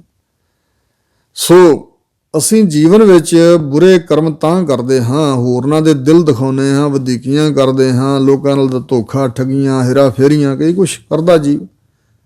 ਲੱਖ ਚੋਰੀਆਂ, ਲੱਖ ਯਾਰੀਆਂ, ਲੱਖ ਕੂੜੀਆਂ, ਲੱਖ ਗਾਲ, ਲੱਖ ਠੱਗੀਆਂ ਪਹਿਨਾਮੀਆਂ, ਰਾਤ ਦਿਨ ਜੀ ਨਾਲ। ਪਰਮਾਤਮਾ 'ਤੇ ਭਰੋਸਾ ਨਹੀਂ, ਜਾਂ ਫਿਰ ਪਰਮਾਤਮਾ ਨੂੰ ਦੂਰ ਜਾਣਿਆ ਤੇ ਮੰਦਿਰ ਗੁਰਦੁਆਰਾ ਸਾਹਿਬ ਮਸੀਤ ਵਿੱਚ ਜਾ ਆਈਏ, ਰੱਬ ਨੂੰ ਯਾਦ ਕਰ ਆਈਏ। ਉਹ ਕਿਹੜਾ ਲੱਗ ਗਿਆ? ਦੂਰ ਆ ਕਿਤੇ ਬੈਠਾ ਹੋਇਆ। ਨਹੀਂ, ਪਰਮਾਤਮਾ ਨੂੰ ਬੀਨਾ ਤੇ ਦਾਨਾ ਸਮਝਣਾ ਚਾਹੀਦਾ। ਆਪੇ ਬੀਨਾ ਆਪੇ ਦਾਨਾ। ਬੀਨਾ ਦ੍ਰਿਸ਼ਟਾ ਰੂਪ ਹੋ ਕੇ ਸਾਰੀ ਸ੍ਰਿਸ਼ਟੀ ਨੂੰ ਵਾਹਿਗੁਰੂ ਜੀ ਵੇਖ ਰਹੇ ਨੇ। ਪਰਮਾਤਮਾ ਸਾਡੇ ਵਰਗਾ ਮਨੁੱਖ ਨਹੀਂ। ਸਾਡੇ ਨੇਤਰ ਮਨੁੱਖ ਦੇ ਤਾਂ ਬਹੁਤ ਛੋਟੀ ਜਿਹੀ ਹੱਦ ਆ ਸਾਡੀ ਨਜ਼ਰ ਦੀ, ਪਰ ਪਰਮਾਤਮਾ ਦੇ ਨੇਤਰ ਬਹੁਤ ਵਿਸ਼ਾਲ ਹਨ। ਸਾਰੀ ਸ੍ਰਿਸ਼ਟੀ ਨੂੰ ਇੱਕੋ ਸਮੇਂ ਵੇਖ ਰਿਹਾ ਵਾਹਿਗੁਰੂ। ਤੇ ਦਾਨਾ ਜਾਣਕਾਰ ਹੈ, ਅੰਤਰਜਾਮੀ ਹੈ। ਸਾਰੀ ਸ੍ਰਿਸ਼ਟੀ ਦੇ ਅੰਦਰ ਦੀ ਗੱਲਬਾਤ ਨੂੰ ਵਾਹਿਗੁਰੂ ਜੀ ਜਾਣਦੇ ਨੇ। ਤੇ ਫਿਰ ਇਹਦੀ ਜਾਣ ਲਈ ਫਿਰ ਤਾਂ ਬਿਰਤੀ ਅੰਤਰਮੁਖ ਹੋ ਜਾਏਗੀ। ਫਿਰ ਤਾਂ ਵਾਹਿਗੁਰੂ ਦੀ ਹਜ਼ੂਰੀ 'ਚ ਵਸਾਂਗੇ, ਭੈ ਵਿੱਚ ਰਹਾਂਗੇ ਤੇ ਵਾਹਿਗੁਰੂ ਨੂੰ ਸਵਾਸ ਜਪਾਂਗੇ ਜੇ ਇੰਜ ਅੰਦਰ ਧਾਰਨ ਕਰ ਲਈਏ। ਔਰ ਇਸ ਪ੍ਰਕਾਰ ਇਉਂ ਜਾਣ ਕੇ ਜਿਹੜਾ ਪ੍ਰਮਾਤਮਾ ਦਾ ਨਾਮ ਬੋਲਣਾ ਹੈ, ਅਸਲ ਵਿੱਚ ਧਿਆਨ ਨਾਲ ਸੁਣਨਾ, ਸ਼ਰਧਾ ਵਿਸ਼ਵਾਸ ਰੱਖਣੀ, ਯਕੀਨ ਰੱਖਣਾ, ਫੁਰਨਿਆਂ ਤੋਂ ਰਹਿਤ ਹੋਣਾ। ਜਿਵੇਂ ਦਸਮ ਪਾਤਸ਼ਾਹ ਮਹਾਰਾਜ ਸਾਹਿਬ ਨੂੰ ਪੰਡਤ ਲੋਕ ਆਏ ਤੇ ਆ ਕੇ ਕਹਿਣ ਲੱਗੇ ਵੀ ਤੁਸੀਂ ਸਾਰਾ ਕੁਝ ਖਾਲਸੇ ਦੀ ਝੋਲੀ ਪਾਤਾ, ਆਈ ਹੋਈ ਸੰਗਤ ਸਾਰੀ ਨੂੰ ਕਹਿੰਦੇ ਹੋ ਵੀ ਸਿੱਖਾਂ ਦੀ ਸੇਵਾ ਹੀ ਕਰੋ, ਸਿੰਘਾਂ ਦੀ ਸੇਵਾ ਹੀ ਕਰੋ। ਜਿਵੇਂ ਬਚਨ ਹੈ, ਸੇਵ ਕਰੀ ਇਨਹੀ ਕੀ ਭਾਵਤ ਔਰ ਕੀ ਸੇਵ ਸੁਹਾਤ ਨਾ ਜੀ ਕੋ, दान दयो इन्हीं को भलो अवरी को दान न लागत नीको, आगे फलै इन्हीं को दयो जग में जस और दयो सब फीको, मोरो गृह में मनते तनते सिर लो धन सब है इन्हीं को। इन्हीं वडियाई सतगुਰਾਂ ने सिख ਨੂੰ ਬਖਸ਼ੀ ਹੈ। ਤੇ ਉਹ ਪੰਡਤ ਕਹਿਣ ਲੱਗੇ ਜੀ ਸਾਡਾ ਕਾਰੋਬਾਰ, ਅਸੀਂ 4 ਯੁੱਗਾਂ ਤੋਂ ਪੂਜਾ ਦਾ ਧਾਨ ਹੀ ਛਕਣ ਵਾਲੇ, ਮੱਥੇ ਟਿਕਦੇ ਸਾਨੂੰ ਗੁਰੂ ਲੋਕ ਮੰਨਦੇ ਨੇ, ਤੁਸੀਂ ਸਾਰਿਆਂ ਨੂੰ ਸਾਡੇ ਕੋਲ ਆਉਣ ਤੋਂ ਹਟਾਈ ਜਾਂਦੇ। ਮਹਾਰਾਜ ਸਾਹਿਬ ਕਹਿਣ ਲੱਗੇ ਵੀ ਮਾਇਆ ਹੀ ਚਾਹੀਦੀ ਹੈ ਨਾ, ਸਤਿਕਾਰ ਚਾਹੀਦਾ, ਬੜਾ ਮਿਲੇਗਾ। ਅਸੀਂ ਤੁਹਾਨੂੰ 5-5 ਮੋਹਰਾਂ ਦੇਵਾਂਗੇ ਰੋਜ਼ ਦੀਆਂ, ਤੇ ਖੁੱਲ੍ਹੇ ਪਦਾਰਥ ਛਕਣ ਨੂੰ ਜੋ ਵੀ ਛਕਣਾ ਚਾਹੋ ਛਕਾਵਾਂਗੇ। 8 ਘੰਟੇ ਰੋਜ਼ ਪ੍ਰਮਾਤਮਾ ਦਾ ਨਾਮ ਜਪਣਾ, ਸਵੇਰ ਤੋਂ ਲੈ ਕੇ ਸ਼ਾਮਾਂ ਤੱਕ। ਤੁਹਾਨੂੰ ਕਿਰਿਆ ਆਏ ਕਰਨ ਜਾਣਾ ਪਏ ਨਾ, ਪਿਸ਼ਾਬ ਵਗੈਰਾ ਕਰਨ ਜਾਣਾ ਪਏ, ਉਹ ਜਾਓ, ਭੋਜਨ ਛਕਣ ਦੇ ਸਮੇਂ ਭੋਜਨ ਵੀ ਛਕਾਇਆ ਜਾਏਗਾ, ਪਰ ਲਗਾਤਾਰ ਪ੍ਰਮਾਤਮਾ ਦਾ ਨਾਮ ਜਪਣਾ। ਵਾਹਿਗੁਰੂ ਵਾਹਿਗੁਰੂ ਕਰੋ ਜਾਂ ਆਪਣੇ ਧਰਮ ਮੁਤਾਬਕ ਰਾਮ ਰਾਮ ਹਰੀ ਹਰੀ ਜਪੋ, ਪਰ ਜਪਦੇ ਰਹਿਣਾ। ਅਸੀਂ ਸ਼ਾਮਾਂ ਨੂੰ ਰੋਜ਼ ਤੁਹਾਨੂੰ 5-5 ਮੋਹਰਾਂ, ਬਲਕਿ ਇਹਦੋਂ ਵੀ ਵੱਧ ਦੇ ਦਿਆ ਕਰਾਂਗੇ, 15-15 ਮੋਹਰਾਂ ਦੇ ਦਿਆ ਕਰਾਂਗੇ ਰੋਜ਼ ਦੀਆਂ। ਪਹਿਲੇ ਦਿਨ ਉਹਨਾਂ ਜਪਿਆ ਤੇ ਇੱਧਰ ਉੱਧਰ ਹਿੱਲਣ ਲੱਗੇ ਜਾਂ ਗੱਲਾਂ ਕਰਨ ਲੱਗੇ, ਭਾਈ ਆਲਮ ਸੋਹ ਨੂੰ ਲਾਤਾ ਸਤਿਗੁਰਾਂ ਨੇ ਪਹਿਰੇ ਤੇ ਵੀ ਇਹਨਾਂ ਨੂੰ ਦੂਰ ਦੂਰ ਬਿਠਾਉਣਾ ਤੇ ਇੱਕ ਦੂਜੇ ਨਾਲ ਗੱਲ ਨਹੀਂ ਕਰਨ ਦੇਣੀ। ਔਰ ਇਸ ਪ੍ਰਕਾਰ ਵੱਖਰੇ ਵੱਖਰੇ ਥਾਵਾਂ 'ਤੇ ਬਿਠਾਇਆ ਤੇ ਗੱਲਬਾਤ ਕਰਨ ਤੋਂ ਰੋਕ ਕੇ ਰੱਖਿਆ ਤੇ ਕਿਹਾ ਲਗਾਤਾਰ ਵਾਹਿਗੁਰੂ ਵਾਹਿਗੁਰੂ ਜਾਂ ਰਾਮ ਰਾਮ ਹਰੀ ਹਰੀ ਜਪੀ ਚੱਲੋ। ਇੱਕੋ ਦਿਨ ਹੀ ਜਪਿਆ ਗਿਆ ਸੀ ਤੇ ਉਹ ਵੀ ਸਰੀਰਕ ਤੌਰ 'ਤੇ ਜਪ ਰਹੇ ਸੀ, ਮਨ 'ਤੇ ਲੱਗਾ ਨਹੀਂ ਸੀ, ਪਰ ਉਹ ਵੀ ਜਪਣਾ ਔਖਾ ਸੀ। ਤੇ ਕਹਿਣ ਲੱਗੇ ਇਹ ਗਿੱਲਾ ਪੀਣ ਸਾਥੋਂ ਨਹੀਂ ਪੀਸਿਆ ਜਾਂਦਾ। ਮੁੜ ਕੇ ਅਗਲੇ ਦਿਨ ਨਹੀਂ ਸੀ ਆਏ।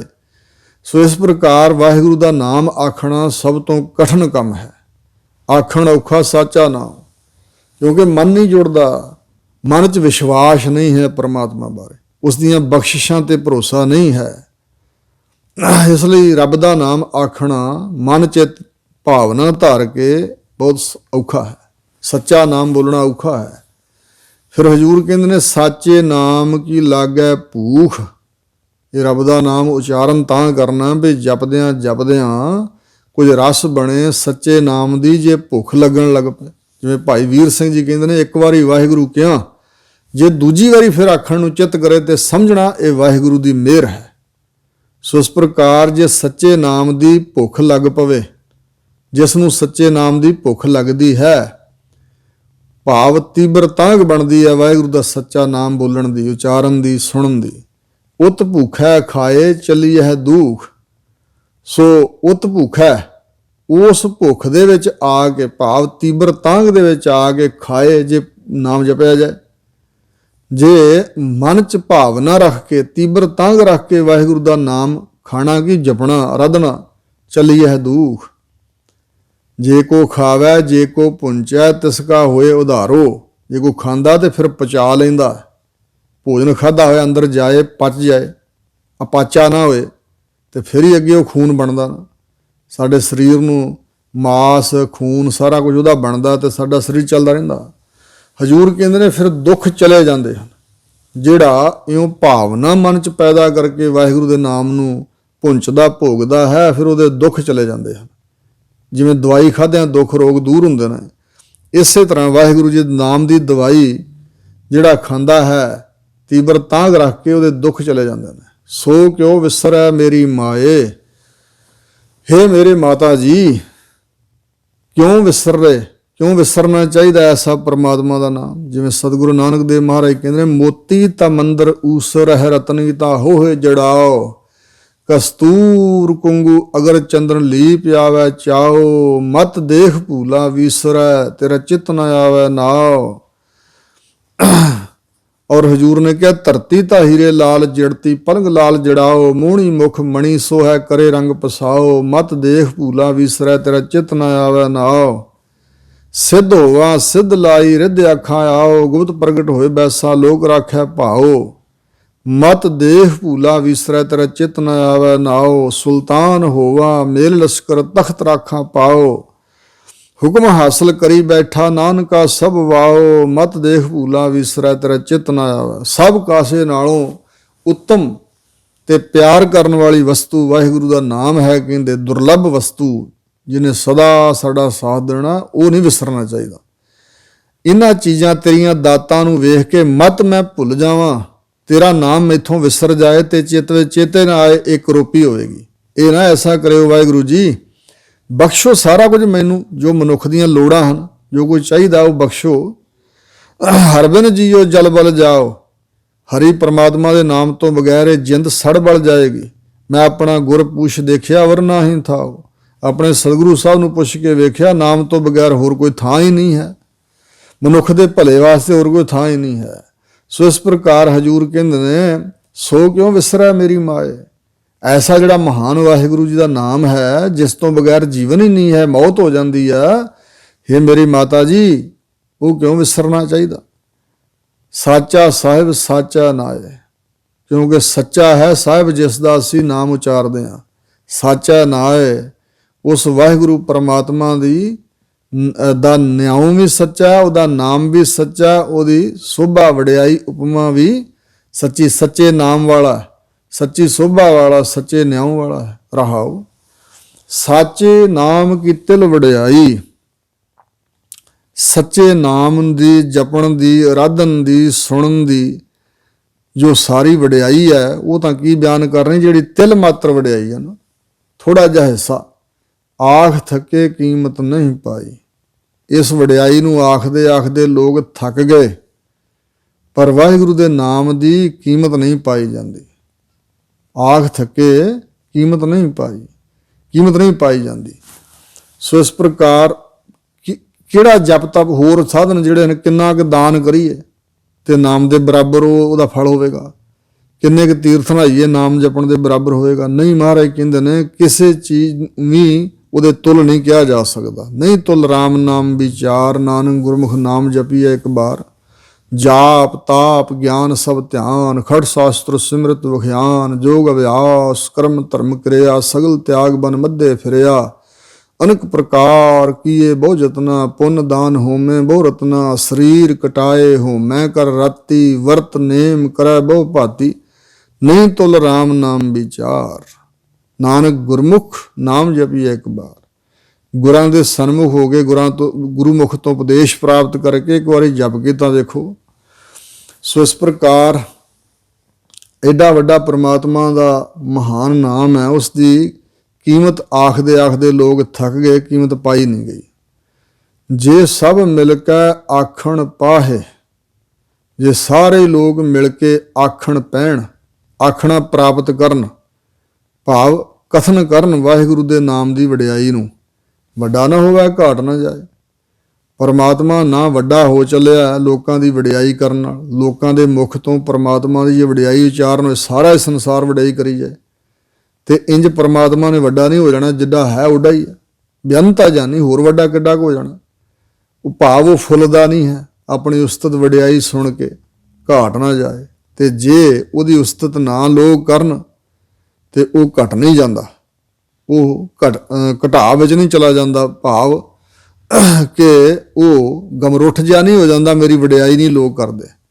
ਇਸ ਪ੍ਰਕਾਰ ਉਹ ਘਟਦਾ ਵੀ ਨਹੀਂ ਤੇ ਵੱਡਾ ਵੀ ਨਹੀਂ ਹੁੰਦਾ ਵਡਿਆਈ ਕਰਨ ਨਾਲ। ਉਹਨੂੰ ਇੱਛਾ ਨਹੀਂ ਹੈ ਕੋਈ ਕਿ ਮੇਰੇ ਲੋਕ ਵਡਿਆਈ ਕਰਨ, ਤੇ ਜਿਹਨੂੰ ਇੱਛਾ ਹੋਵੇ ਉਹਦੀ ਵਡਿਆਈ ਨਾ ਹੋਵੇ ਤੇ ਉਹ ਫਿਰ ਘਟ ਜਾਂਦਾ। ਸੋ ਇਸ ਪ੍ਰਕਾਰ ਦਾ ਨਹੀਂ ਹੈ ਵਾਹਿਗੁਰੂ। ਨਾ ਉਹ ਮਰੈ ਨਾ ਹੋਵੇ ਸੋਗ। ਨਾ ਤਾਂ ਉਹ ਵਾਹਿਗੁਰੂ ਪਰਮਾਤਮਾ ਕਦੇ ਮਰਦਾ ਹੈ, ਤੇ ਨਾ ਹੀ ਉਹਨੂੰ ਜਪਣ ਵਾਲੇ ਜਿਹੜੇ ਲੋਕ ਨੇ, ਉਸ ਦੇ ਪ੍ਰੇਮੀ ਹਨ, ਉਹਨਾਂ ਨੂੰ ਕਦੇ ਸੋਗ ਨਹੀਂ ਵਿਆਪਦਾ। ਅਥਵਾ ਨਾ ਉਹ ਆਪ ਮਰਦਾ ਹੈ ਤੇ ਨਾ ਉਸ ਪਰਮਾਤਮਾ ਨੂੰ ਕਦੇ ਸੋਗ ਵਿਆਪਦਾ ਹੈ। ਦਿੰਦਾ ਰਹਿ ਨਾ ਚੁੱਕੈ ਭੋਗ। ਉਹ ਹਮੇਸ਼ਾ ਸੰਸਾਰ ਨੂੰ ਦਾਤਾਂ ਦਿੰਦਾ ਹੀ ਰਹਿੰਦਾ ਹੈ। ਉਹਦਾ ਜਿਹੜਾ ਭੋਗ ਵਰਤਾਰਾ ਹੈ, ਵਰਤਣਾ ਹੈ, ਪਦਾਰਥ ਜੋ ਬਖਸ਼ਦਾ ਲੋਕਾਂ ਨੂੰ, ਨਾ ਚੁੱਕਾ, ਮੁੱਕਦਾ ਨਹੀਂ। ਉਹਦੇ ਖਜ਼ਾਨੇ, ਉਹਦੇ ਭੰਡਾਰੇ ਮੁੱਕਦੇ ਨਹੀਂ ਹਨ। ਗੁਣ ਇਹੋ ਹੋਰ ਨਾਹੀ ਕੋਏ। ਪਰਮਾਤਮਾ ਦਾ ਵੱਡਾ ਗੁਣ ਇਹ ਹੈ ਕਿ ਹੋਰ ਕੋਈ ਉਹਦੇ ਵਰਗਾ, ਉਹਦੇ ਸਦਰਸ਼, ਉਹਦੇ ਬਰਾਬਰ ਉਹ ਉਸ ਜਿਹਾ ਨਹੀਂ ਹੈ। ਨਾ ਕੋ ਹੋਵਾ ਨਾ ਕੋ ਹੋਏ, ਨਾ ਕੋ ਹੋਇਆ ਹੁਣ ਤੱਕ, ਨਾ ਕੋਈ ਹੋਵੇਗਾ ਆਉਣ ਵਾਲੇ ਸਮੇਂ 'ਚ। ਜੀਵੜ ਆਪ ਤੇਵੜ ਤੇਰੀ ਦਾਤ। ਹੁਣ ਫਿਰ ਵਾਹਿਗੁਰੂ ਦੇ ਸਨਮੁਖ ਸੰਬੋਧਨ ਕਰਕੇ ਬਚਨ ਕਰ ਰਹੇ ਨੇ ਕਿ ਵਾਹਿਗੁਰੂ ਜੀ, ਜਿੱਡੇ ਵੱਡੇ ਤੁਸੀਂ ਆਪ ਹੋ ਨਾ, ਉੱਡੀਆਂ ਵੱਡੀਆਂ ਤੁਹਾਡੀਆਂ ਦਾਤਾਂ ਹਨ ਸੱਚੇ ਪਾਤਸ਼ਾਹ, ਜੋ ਸੰਸਾਰ ਨੂੰ ਤੁਸੀਂ ਬਖਸ਼ ਰਹੇ ਹੋ। ਜਿਨ ਦਿਨ ਕਰਕੇ ਕੀਤੀ ਰਾਤ, ਜਿਸ ਆਪ ਜੀ ਨੇ ਦਿਨ ਵੀ ਰਚ ਦਿੱਤਾ ਸੂਰਜ ਦੁਆਰਾ ਪ੍ਰਕਾਸ਼ ਕਰਦਾ, ਤੇ ਜਿਸ ਆਪ ਜੀ ਨੇ ਸੂਰਜ ਨੂੰ ਇੱਕ ਪਾਸੇ ਅਲੋਪ ਕਰਕੇ ਤੇ ਰਾਤ ਬਣਾਉਂਦੀ ਹੈ। ਸੱਚ ਸੱਚਾ ਕੁਦਰਤ ਜਾਣੀਐ, ਦਿਨ ਰਾਤੀ ਜਿਨ ਬਣਾਈ। ਕੁਦਰਤ ਦੁਆਰਾ ਸੱਚਾ ਵਾਹਿਗੁਰੂ ਜਾਣਿਆ ਜਾਂਦਾ, ਜਿਸ ਨੇ ਦਿਨ ਤੇ ਰਾਤਾਂ ਬਣਾ ਦਿੱਤੀਆਂ ਹਨ, ਜਿਹਨੇ ਦਿਨ ਬਣਾ ਕੇ ਤੇ ਰਾਤ ਵੀ ਕਰ ਦਿੱਤੀ ਹੈ। ਖਸਮ ਵਿਸਾਰਹਿ ਤੇ ਕਮਜਾਤ। ਜਿਹੜੀਆਂ ਜੀਵ ਰੂਪ ਇਸਤਰੀਆਂ ਆਪਣੇ ਖਸਮ ਵਾਹਿਗੁਰੂ ਪਰਮਾਤਮਾ ਨੂੰ ਵਿਸਾਰ ਦਿੰਦੀਆਂ ਹਨ, ਜਿਹੜੇ ਖਸਮ ਵਿਸਾਰ ਦਿੰਦੇ ਹਨ, ਆਪਣੇ ਮਾਲਕ ਦਾ ਚੇਤਾ ਭੁਲਾ ਦਿੰਦੇ। ਤੇ ਕਮਜਾਤ, ਤੇ ਬਹੁ ਵਚਨ ਹੈ, ਕਮਜਾਤ ਨੀਵੀਂ ਜਾਤ ਵਾਲੇ ਹਨ। ਜਿਸ ਤਰ੍ਹਾਂ ਕੋਈ ਇਸਤਰੀ ਆਪਣੇ ਪਤੀ ਨੂੰ ਵਿਸਾਰ ਦੇ, ਤਿਆਗ ਦੇ, ਛੱਡ ਦੇਵੇ, ਤੇ ਉਹਨੂੰ ਕਹਿੰਦੇ ਕਮਜਾਤ ਹੈ। ਕਿੰਨੇ ਲਫ਼ਜ਼ ਦਿੱਤੇ ਜਾਂਦੇ, ਕੁਲੱਛਣੀ ਹੈ, ਬੁਰਾ ਇਹਦਾ ਨਾਮ ਹੋਣਾ ਚਾਹੀਦਾ, ਇਹ ਕਮਜਾਤ ਹੈ, ਇਹ ਬੜੀ ਔਂਤਰੀ ਹੈ, ਇਹ ਚੰਗੀ ਨਹੀਂ, ਇਸ ਤਰ੍ਹਾਂ ਬਿਲਛਣੀ ਹੈ ਇਤਿਆਦਿਕ। ਮਹਾਰਾਜ ਕਹਿੰਦੇ ਜੋ ਖਸਮ ਨੂੰ ਵਿਸਾਰ ਦਿੰਦੇ ਹਨ ਉਹ ਕਮਜਾਤ, ਅਸਲ ਵਿੱਚ ਉਹ ਨੀਵੀਆਂ ਜਾਤਾਂ ਵਾਲੇ ਨੇ। ਅਖੌਤੀ ਤੌਰ ਤੇ, ਬਾਹਰੀ ਤੌਰ ਤੇ ਜਿਹੜੀਆਂ ਲੋਕਾਂ ਨੇ ਜਾਤਾਂ ਉੱਚੀਆਂ ਤੇ ਨੀਵੀਆਂ ਮੰਨੀਆਂ, ਸਤਿਗੁਰੂ ਜੀ ਉਹਦਾ ਖੰਡਨ ਕਰਦੇ। ਬਿਨ ਨਾਵੈ ਨੀਚ ਸਨਾਤ ਜਾਤ ਹੈ। ਨਾਮ ਤੋਂ ਬਗੈਰ ਉਹ ਲੋਕ ਨੀਚ ਨੇ, ਬਿਲਕੁਲ ਨੀਵੀਆਂ ਜਾਤਾਂ। ਨਾਨਕ ਨਾਵੈ ਬਾਝ ਸਨਾਤ। ਹਜੂਰ ਕਹਿੰਦੇ ਨਾਮ ਤੋਂ ਬਗੈਰ ਤਾਂ ਜੀਵ ਸਨਾਤ ਹੈ। ਸਨਾਤ ਅਤ ਨੀਵੇਂ ਦਰਜੇ ਦੀ ਜਾਤ ਹਿੰਦੁਸਤਾਨ 'ਚ ਲੋਕਾਂ ਨੇ ਮੰਨੀ ਹੈ। ਮਹਾਰਾਜ ਕਹਿੰਦੇ ਨਹੀਂ, ਅਸੀਂ ਨਹੀਂ ਮੰਨਦੇ ਵੀ ਕੋਈ ਜਾਤ ਕਿਸੇ ਦੀ ਨੀਵੀਂ ਹੈ। ਹਿੰਦੁਸਤਾਨ 'ਚ ਜੋ ਸਨਾਤ ਜਾਤੀ ਦੇ ਲੋਕ ਹਨ, ਉਹਨਾਂ ਦੇ ਕੋਲ ਚੰਡਾਲ ਵੀ ਬੈਠਣਾ ਪਸੰਦ ਨਹੀਂ ਕਰਦੇ। ਚੰਡਾਲ ਵੀ ਉਹਨਾਂ ਨੂੰ ਆਪਣੇ ਤੋਂ ਨੀਵਾਂ ਸਮਝਦੇ ਨੇ। ਸਨਾਤ ਜਾਤੀ ਦੇ ਲੋਕ, ਵੱਖਰੀਆਂ ਬਸਤੀਆਂ ਹੁੰਦੀਆਂ ਉਹਨਾਂ ਦੀਆਂ, ਉਹਨਾਂ ਦੇ ਲਾਗੇ ਨਹੀਂ ਕੋਈ ਹੋਰ ਆਪਣਾ ਘਰ ਬਣਾਉਂਦਾ। ਪਰ ਸਤਿਗੁਰੂ ਜੀ ਕਹਿ ਰਹੇ ਨੇ ਕਿ ਜਿਨ੍ਹਾਂ ਦੇ ਹਿਰਦੇ 'ਚ ਪਰਮੇਸ਼ਰ ਦਾ ਨਾਮ ਨਹੀਂ, ਜੋ ਵਾਹਿਗੁਰੂ ਨੂੰ ਭੁਲਾ ਦਿੰਦੇ ਹਨ, ਅਸੀਂ ਉਹਨਾਂ ਨੂੰ ਕਹਿੰਦੇ ਹਾਂ ਕਿ ਉਹ ਸਨਾਤ ਜਾਤੀ ਦੇ ਹਨ। ਸਨਾਤ ਭੂਤਾਂ ਪ੍ਰੇਤਾਂ ਨੂੰ ਵੀ ਕਿਹਾ ਜਾਂਦਾ ਵੈਸੇ, ਪਰ ਹਜੂਰ ਕਹਿੰਦੇ ਨੇ ਕਿ ਪ੍ਰਮਾਤਮਾ ਦੇ ਨਾਮ ਤੋਂ ਖੁੰਝੇ ਹੋਏ, ਰੱਬ ਦਾ ਨਾਮ ਕਦੇ ਚੇਤੇ ਹੀ ਨਹੀਂ ਆਉਂਦਾ, ਮੁਖ ਤੋਂ ਉਚਾਰਨ ਨਹੀਂ ਕਰਦੇ, ਸੁਣਨਾ ਨਹੀਂ ਚਾਹੁੰਦੇ, ਉਹ ਜੀਵ ਅਸਲ ਵਿੱਚ ਸਾਡੀ ਦ੍ਰਿਸ਼ਟੀ 'ਚ ਸਨਾਤ ਜਾਤੀ ਦੇ ਹਨ। ਜਿਨ੍ਹਾਂ ਦੇ ਕੋਲ ਪਰਮੇਸ਼ਰ ਦਾ ਨਾਮ ਆ, ਉਸ ਤਾਂ ਕੀੜੀ ਨੂੰ ਵੀ ਸਤਿਗੁਰਾਂ ਨੇ ਸਲਾਹ, ਹੇ ਪਪੀਲਕਾ ਗ੍ਰਸਟੇ, ਹੇ ਪਪੀਲਕਾ ਗ੍ਰਸਟੇ, ਗੋਬਿੰਦ ਸਿਮਰਨ ਤੋਇੰ ਧਨੇ, ਨਾਨਕ ਅਨਕ ਬਾਰ ਨਮੋ ਨਮੈ। ਹੇ ਛੋਟੀ ਜੀ ਕੀੜੀ, ਤੂੰ ਵੀ ਗ੍ਰਸਟੇ ਬੜੀ ਮਹਾਨ ਹੈ। ਜੇ ਤੇਰੇ ਹਿਰਦੇ 'ਚ ਗੋਬਿੰਦ ਪਰਮਾਤਮਾ ਦੇ ਸਿਮਰਨ ਦਾ ਧਨ ਇਕੱਠਾ ਹੋਇਆ ਤਾਂ ਤੇਰੇ ਵਰਗੀ ਕੀੜੀ ਨੂੰ ਵੀ ਅਸੀਂ ਬਾਰ-ਬਾਰ ਨਮਸਕਾਰ ਕਰਦੇ ਹਾਂ। ਭਾਵ ਆਪਣੇ ਆਪ ਨੂੰ ਨੀਵਾਂ ਤੋਂ ਨੀਵਾਂ ਸਮਝਣ ਵਾਲੇ ਜਾਂ ਕਮਜ਼ੋਰ, ਗਰੀਬ, ਦੀਨ ਲੋਕ, ਜਿਨ੍ਹਾਂ ਦੇ ਹਿਰਦੇ 'ਚ ਪਰਮੇਸ਼ਰ ਦਾ ਨਾਮ ਹੈ, ਦੁਨੀਆ ਭਾਵੇਂ ਉਹਨਾਂ ਨੂੰ ਕੁਛ ਨਾ ਸਮਝੇ, ਪਰ ਸਤਿਗੁਰੂ ਕਹਿੰਦੇ ਅਸੀਂ ਉਹਨਾਂ ਨੂੰ ਅਨੇਕਾਂ ਵਾਰੀ ਨਮਸਕਾਰ ਕਰਦੇ ਹਾਂ। ਵਿੱਚ ਸਨਾਤੀ ਸੇਵਕ ਹੋਏ, ਨਾਨਕ ਪੜ੍ਹੀਆਂ ਪਹਿਰਾ ਸੋਏ। ਹਜ਼ੂਰ ਕਹਿੰਦੇ ਨੇ ਜਾਤ ਕੁਲੀਨ ਸੇਵਕ ਜੇ ਹੋਏ। ਉੱਚੀ ਕੁਲ ਵਿੱਚ, ਉੱਚੀ ਜਾਤ ਵਿੱਚ ਕੋਈ ਭਗਤ ਪੈਦਾ ਹੋਏ, ਤਾਂ ਕਾ ਕਹਿਣਾ ਕਹੋ ਨਾ ਕੋਈ। ਉਹਦੇ ਬਾਰੇ ਤਾਂ ਕੀ ਕਹਿਣਾ ਤੁਸਾਂ। ਹਜ਼ੂਰ ਕਹਿੰਦੇ ਨੇ ਵਿੱਚ ਸਨਾਤੀ ਸੇਵਕ ਹੋਏ। ਜੇ ਸਨਾਤਾਂ ਦੇ ਘਰ ਵਿੱਚ ਕੋਈ ਵਾਹਿਗੁਰੂ ਦਾ ਸੇਵਕ ਪਿਆਰਾ ਪੈਦਾ ਹੋ ਜਾਏ, ਨਾਨਕ ਪਣੀਆਂ ਪਹਿਰਾ ਸੋਏ। ਮੈਂ ਆਪਣੇ ਆਪ ਨੂੰ ਜੁੱਤੀ ਬਣਾ ਦੇਵਾਂ ਤੇ ਉਹ ਪੈਰੀਂ ਪਾ ਕੇ ਮੈਨੂੰ ਹੰਢਾ ਲੈ। ਇੰਨੀ ਨਿਮਰਤਾ ਸਤਿਗੁਰੂ ਮਹਾਰਾਜ ਜੀ ਨੇ ਵਾਹਿਗੁਰੂ ਦੇ ਨਾਮ ਦੇ ਪਿਆਰਿਆਂ ਨੂੰ ਦੇ ਪ੍ਰਤੀ ਦਰਸਾਈ ਹੈ ਕਿ ਜਿਨ੍ਹਾਂ ਦੇ ਹਿਰਦੇ 'ਚ ਵਾਹਿਗੁਰੂ ਜੀ ਦਾ ਨਾਮ ਹੈ ਉਹ ਵੱਡੇ ਵੱਡੇ ਨੇ। ਬਾਕੀ ਸਭ ਸਨਾਤ ਲੋਕ ਹਨ ਜਿਨ੍ਹਾਂ ਨੇ ਨਾਮ ਨੂੰ ਵਿਸਾਰ ਦਿੱਤਾ। ਹਜ਼ੂਰ ਗੁਰੂ ਰਾਮਦਾਸ ਮਹਾਰਾਜ ਨੇ ਤਾਂ ਇੱਥੋਂ ਤੱਕ ਵਚਨ ਕਹੇ ਨੇ, ਜਿਨ ਹਰ ਹਿਰਦਾ ਨਾਮ ਨ ਬਸਿਓ, ਤਿਨ ਮਾਤ ਕੀਜੈ ਹਰ ਬਾਂਝਾ, ਤਿਨ ਸੁਣੀ ਦੇ ਫਿਰਹਿ ਬਿਨ ਨਾਵੈ ਖਪ ਖਪ ਮੋਏ ਕਰਾਂਝਾ। ਹਜ਼ੂਰ ਕਹਿੰਦੇ ਨੇ ਕਿ ਜਿਨ੍ਹਾਂ ਦੇ ਹਿਰਦੇ 'ਚ ਵਾਹਿਗੁਰੂ ਦਾ ਨਾਮ ਨਹੀਂ ਵਸਿਆ, ਉਹ ਜੰਮਦੇ ਹੀ ਨਾ, ਉਹਨਾਂ ਦੀ ਮਾਂ ਨੂੰ ਰੱਬ ਬੰਝਿਆ ਕਰ ਦਿੰਦਾ, ਬਾਂਝਪਣ ਦਾ ਰੋਗ ਲਾ ਦਿੰਦਾ, ਉਹਦੀ ਕੁੱਖ ਨਾ ਹਰੀ ਹੁੰਦੀ ਤੇ ਉਹ ਨਿਕੰਮੇ ਜੰਮਦੇ ਹੀ ਨਾ। ਔਰ ਕਬੀਰ ਜੀ ਨੇ ਵੀ ਕਿਹਾ ਹੈ ਕਿ ਜਿਸ ਕੁਲ ਦੇ ਅੰਦਰ ਰੱਬੀ ਗਿਆਨ ਨੂੰ ਵਿਚਾਰਨ ਵਾਲਾ ਕੋਈ ਪੁੱਤ ਨਹੀਂ ਪੈਦਾ ਹੋਇਆ, ਉਹਨਾਂ ਦੀ ਵੱਡੀ ਵਡੇਰੀ ਮਾਂ ਵਿਧਵਾ ਰੰਡੀ ਕਿਉਂ ਨਾ ਹੋ ਗਈ। ਜਿਹ ਕੁਲ ਪੂਤ ਨ ਗਿਆਨ ਵਿਚਾਰੀ, ਵਿਧਵਾ ਕਸ ਨ ਭਈ ਮਹਤਾਰੀ। ਜਿਹ ਨਰ ਰਾਮ ਭਗਤ ਨ ਸਾਧੀ, ਜਨਮਤ ਕਸ ਨ ਮੋਹ ਅਪਰਾਧੀ। ਜਿਹਨੇ ਰਾਮ ਦੀ ਭਗਤੀ ਦੀ ਸਾਧਨਾ ਨਹੀਂ ਕੀਤੀ, ਉਹ ਅਪਰਾਧੀ ਪਾਪੀ ਹੈ, ਜਨਮ ਲੈਂਦਿਆਂ ਸਾਰ ਕਿਉਂ ਨਾ ਮਰ ਗਿਆ। ਇਸ ਪ੍ਰਕਾਰ ਦੇ ਸ੍ਰੀ ਗੁਰੂ ਨਾਨਕ ਦੇਵ ਮਹਾਰਾਜ ਜੀ ਨੇ ਇਹ ਸਾਨੂੰ ਸਿੱਖਿਆ ਦਿੰਦਿਆਂ ਹੋਇਆਂ ਮੁਬਾਰਕ ਬਚਨ ਉਚਾਰਨ ਕੀਤੇ ਹਨ ਕਿ ਵਾਹਿਗੁਰੂ ਪਰਮਾਤਮਾ ਬਹੁਤ ਵੱਡਾ ਹੈ, ਉਹਦੀਆਂ ਵੱਡੀਆਂ ਦਾਤਾਂ ਔਰ ਜਿਹਨੇ ਦਿਨ ਤੇ ਰਾਤ ਬਣਾਏ ਨੇ ਸਾਡੇ, ਰਾਤ ਸੌਣ ਵਾਸਤੇ ਆਰਾਮ ਕਰਨ ਲਈ, ਦਿਨੇ ਕਾਰੋ ਵਿਹਾਰ ਕਰਨ ਲਈ, ਦੁਨੀਆ ਦੇ ਰੰਗ ਤਮਾਸ਼ੇ ਜੋ ਕੁਝ ਹੋ ਰਿਹਾ ਇੱਥੇ ਵੇਖਣ ਲਈ, ਤੁਰੇ ਫਿਰਨ ਲਈ ਬੜਾ ਕੁਝ ਸਾਨੂੰ ਬਖਸ਼ਿਆ, ਅਨੇਕਾਂ ਸੁੱਖ ਦੇ ਸਮਾਨ ਸਾਧਨ ਬਖਸ਼ੇ ਹਨ। ਐਸੇ ਵਾਹਿਗੁਰੂ ਨੂੰ ਜਿਹੜੇ ਜੀਵ ਸਾਰ ਦਿੰਦੇ ਹਨ, ਉਹ ਕਮਜਾਤ ਕਮ ਜਾਤੀ ਨੀਵੀਂ ਜਾਤ ਵਾਲੇ ਹਨ, ਨਾਮ ਤੋਂ ਬਗੈਰ ਬਲਕਿ ਸਨਾਤ ਹਨ, ਅਤ ਨਿੰਦਣ ਯੋਗ ਹਨ।